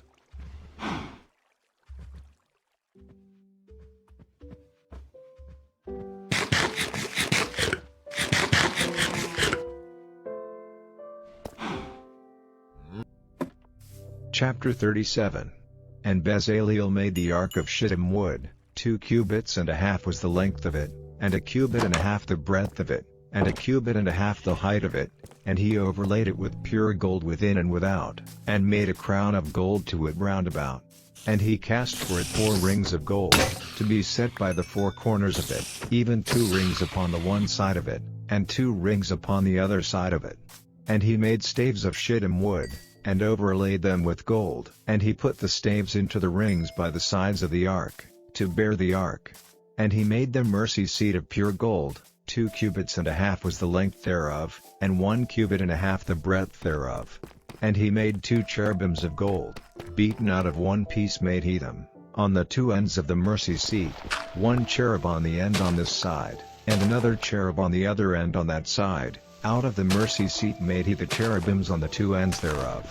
And the cherubims spread out their wings on high, and covered with their wings over the mercy seat, with their faces one to another, even to the mercy seatward were the faces of the cherubims. And he made the table of shittim wood, 2 cubits was the length thereof, and a cubit the breadth thereof, and a cubit and a half the height thereof, and he overlaid it with pure gold, and made thereunto a crown of gold round about. Also he made thereunto a border of an handbreadth round about, and made a crown of gold for the border thereof round about. And he cast for it 4 rings of gold, and put the rings upon the 4 corners that were in the 4 feet thereof. Over against the border were the rings, the places for the staves to bear the table. And he made the staves of shittim wood, and overlaid them with gold, to bear the table. And he made the vessels which were upon the table, his dishes, and his spoons, and his bowls, and his covers to cover withal, of pure gold. And he made the candlestick of pure gold, of beaten work made he the candlestick, his shaft, and his branch, his poles, his knops, and his flowers, were of the same, and 6 branches going out of the sides thereof, 3 branches of the candlestick out of the one side thereof, and 3 branches of the candlestick out of the other side thereof, 3 bowls made after the fashion of almonds in one branch, a knop and a flower. And 3 bowls made like almonds in another branch, a knop and a flower, so throughout the 6 branches going out of the candlestick. And in the candlestick were 4 bowls made like almonds, his knops, and his flowers, and a knop under 2 branches of the same, and a knop under 2 branches of the same, and a knop under 2 branches of the same, according to the 6 branches going out of it. Their knops and their branches were of the same, all of it was one beaten work of pure gold. And he made his 7 lamps, and his snuffers, and his snuff dishes, of pure gold. Of a talent of pure gold made he it, and all the vessels thereof. And he made the incense altar of shittim wood, the length of it was a cubit, and the breadth of it a cubit, it was 4 square, and 2 cubits was the height of it, the horns thereof were of the same. And he overlaid it with pure gold, both the top of it, and the sides thereof round about, and the horns of it. Also he made unto it a crown of gold round about. And he made 2 rings of gold for it under the crown thereof, by the 2 corners of it, upon the 2 sides thereof, to be places for the staves to bear it withal. And he made the staves of shittim wood, and overlaid them with gold. And he made the holy anointing oil, and the pure incense of sweet spices, according to the work of the apothecary. Chapter 38. And he made the altar of burnt offering of shittim wood, 5 cubits was the length thereof, and 5 cubits the breadth thereof, it was 4 square, and 3 cubits the height thereof. And he made the horns thereof on the 4 corners of it, the horns thereof were of the same, and he overlaid it with brass. And he made all the vessels of the altar, the pots, and the shovels, and the basins, and the flesh hooks, and the firepans, all the vessels thereof made he of brass. And he made for the altar of brass and grate of network under the compass thereof beneath unto the midst of it. And he cast 4 rings for the 4 ends of the grate of brass, to be places for the staves. And he made the staves of shittim wood, and overlaid them with brass. And he put the staves into the rings on the sides of the altar, to bear it withal. He made the altar hollow with boards. And he made the laver of brass, and the foot of it of brass, of the looking glasses of the women assembling, which assembled at the door of the tabernacle of the congregation. And he made the court, on the south side southward. The hangings of the court were of fine twined linen, 100 cubits, their pillars were 20, and their brass and sockets 20, the hooks of the pillars and their fillets were of silver. And for the north side the hangings were 100 cubits, their pillars were 20, and their sockets of brass 20, the hooks of the pillars and their fillets of silver. And for the west side were hangings of 50 cubits, their pillars 10, and their sockets 10, the hooks of the pillars and their fillets of silver. And for the east side eastward 50 cubits. The hangings of the one side of the gate were 15 cubits, their pillars 3, and their sockets 3. And for the other side of the court gate, on this hand and that hand, were hangings of 15 cubits, their pillars 3, and their sockets 3. All the hangings of the court round about were of fine twined linen. And the sockets for the pillars were of brass, the hooks of the pillars and their fillets of silver, and the overlaying of their chapiters of silver, and all the pillars of the court were filleted with silver. And the hanging for the gate of the court was needlework, of blue, and purple, and scarlet, and fine twined linen, and 20 cubits was the length, and the height and the breadth was 5 cubits, answerable to the hangings of the court. And their pillars were 4, and their sockets of brass 4, their hooks of silver, and the overlaying of their chapiters and their fillets of silver. And all the pins of the tabernacle, and of the court round about, were of brass. This is the sum of the tabernacle, even of the tabernacle of testimony, as it was counted, according to the commandment of Moses, for the service of the Levites, by the hand of Itamar, son to Aaron the priest. And Bezaleel the son of Uri, the son of Hur, of the tribe of Judah, made all that the Lord commanded Moses. And with him was Aholiab, son of Ahisamach, of the tribe of Dan, an engraver, and a cunning workman, and an embroiderer in blue, and in purple, and in scarlet, and fine linen. All the gold that was occupied for the work and all the work of the holy place, even the gold of the offering, was 29 talents, and 730 shekels, after the shekel of the sanctuary. And the silver of them that were numbered of the congregation was 100 talents, and 1,703 score and 15 shekels, after the shekel of the sanctuary, a bekah for every man, that is, half a shekel, after the shekel of the sanctuary, for every one that went to be numbered, from 20 years old and upward, for 600,000 and 3,550 men. And of the 100 talents of silver were cast the sockets of the sanctuary, and the sockets of the veil, 100 sockets of the 100 talents, a talent for a socket. And of the 1,775 shekels he made hooks for the pillars, and overlaid their chapiters, and filleted them. And the brass of the offering was 70 talents, and 2,400 shekels. And therewith he made the sockets to the door of the tabernacle of the congregation, and the brass and altar, and the brass and grate for it, and all the vessels of the altar, and the sockets of the court round about, and the sockets of the court gate, and all the pins of the tabernacle, and all the pins of the court round about. Chapter 39. And of the blue, and purple, and scarlet, they made cloths of service, to do service in the holy place, and made the holy garments for Aaron, as the Lord commanded Moses. And he made the ephod of gold, blue, and purple, and scarlet, and fine twined linen. And they did beat the gold into thin plates, and cut it into wires, to work it in the blue, and in the purple, and in the scarlet, and in the fine linen, with cunning work.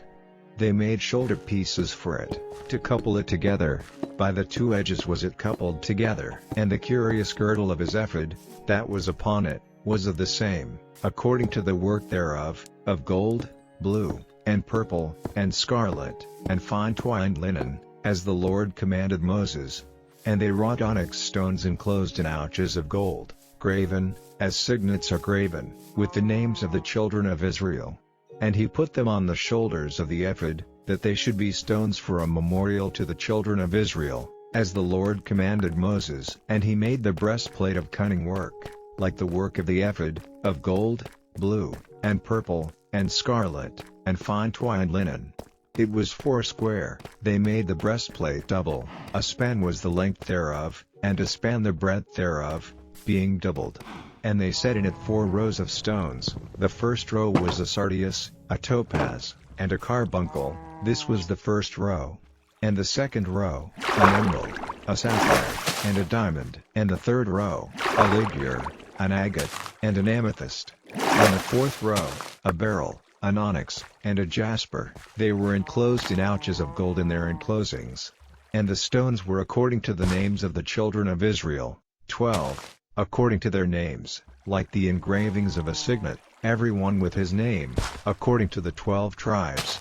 And they made upon the breastplate chains at the ends, of wreathen work of pure gold. And they made 2 ouches of gold, and 2 gold rings, and put the 2 rings in the 2 ends of the breastplate. And they put the 2 wreathen chains of gold in the 2 rings on the ends of the breastplate. And the 2 ends of the 2 wreathen chains they fastened in the 2 ouches, and put them on the shoulder pieces of the ephod, before it. And they made 2 rings of gold, and put them on the 2 ends of the breastplate, upon the border of it, which was on the side of the ephod inward. And they made 2 other golden rings, and put them on the 2 sides of the ephod underneath, toward the forepart of it, over against the other coupling thereof, above the curious girdle of the ephod. And they did bind the breastplate by his rings unto the rings of the ephod with a lace of blue, that it might be above the curious girdle of the ephod, and that the breastplate might not be loosed from the ephod, as the Lord commanded Moses. And he made the robe of the ephod of woven work, all of blue. And there was an hole in the midst of the robe, as the hole of an habergeon, with a band round about the hole, that it should not rend. And they made upon the hems of the robe pomegranates of blue, and purple, and scarlet, and twine linen. And they made bells of pure gold, and put the bells between the pomegranates upon the hem of the robe, round about between the pomegranates, a bell and a pomegranate, a bell and a pomegranate, round about the hem of the robe to minister in, as the Lord commanded Moses. And they made coats of fine linen of woven work for Aaron, and for his sons, and a mitre of fine linen, and goodly bonnets of fine linen, and linen breeches of fine twined linen, and a girdle of fine twined linen, and blue, and purple, and scarlet, of needlework, as the Lord commanded Moses. And they made the plate of the holy crown of pure gold, and wrote upon it a writing, like to the engravings of a signet, Holiness to the Lord. And they tied unto it a lace of blue, to fasten it on high upon the mitre, as the Lord commanded Moses. Thus was all the work of the tabernacle of the tent of the congregation finished, and the children of Israel did according to all that the Lord commanded Moses, so did they.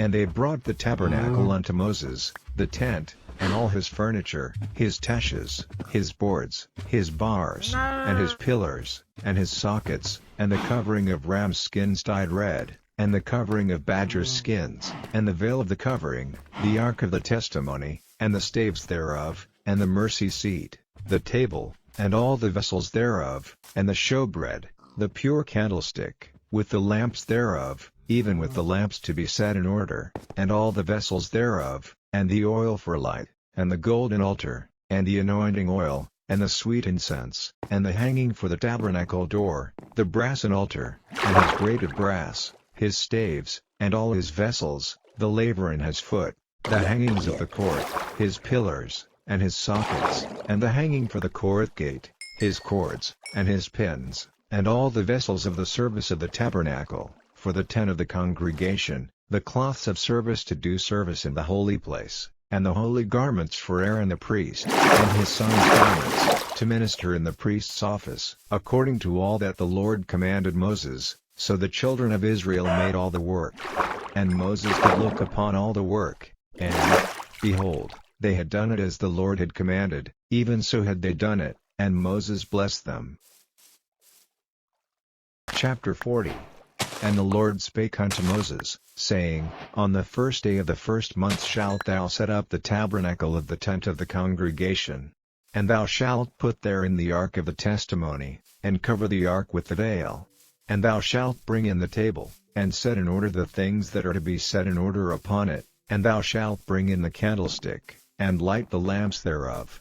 And thou shalt set the altar of gold for the incense before the ark of the testimony, and put the hanging of the door to the tabernacle. And thou shalt set the altar of the burnt offering before the door of the tabernacle of the tent of the congregation.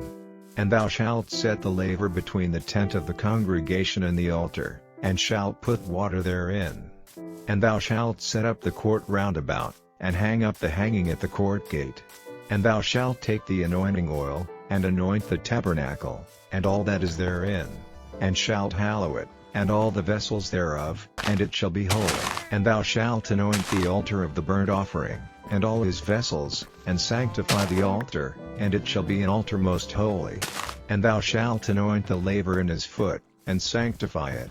And thou shalt bring Aaron and his sons unto the door of the tabernacle of the congregation, and wash them with water.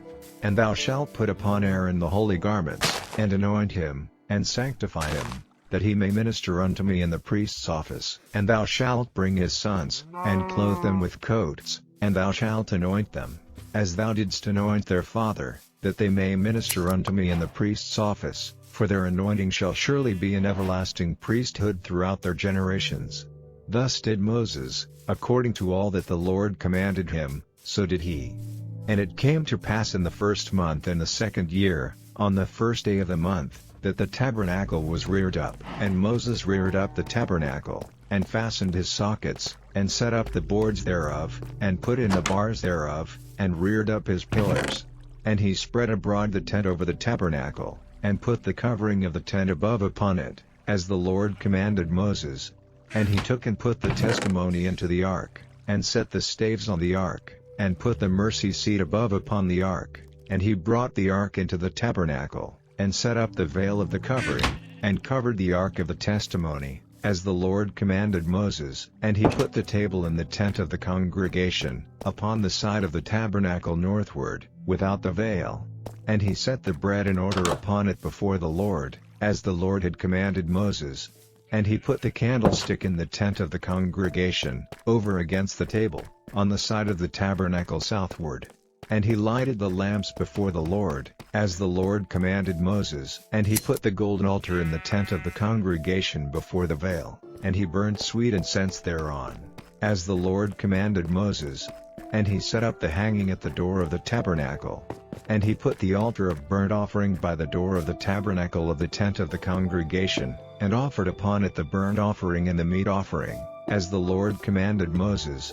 And he set the laver between the tent of the congregation and the altar, and put water there, to wash withal. And Moses and Aaron and his sons washed their hands and their feet thereat, when they went into the tent of the congregation, and when they came near unto the altar, they washed, as the Lord commanded Moses. And he reared up the court round about the tabernacle and the altar, and set up the hanging of the court gate. So Moses finished the work. Then a cloud covered the tent of the congregation, and the glory of the Lord filled the tabernacle. And Moses was not able to enter into the tent of the congregation, because the cloud abode thereon, and the glory of the Lord filled the tabernacle. And when the cloud was taken up from over the tabernacle, the children of Israel went onward in all their journeys. But if the cloud were not taken up, then they journeyed not till the day that it was taken up. For the cloud of the Lord was upon the tabernacle by day, and fire was on it by night, in the sight of all the house of Israel, throughout all their journeys.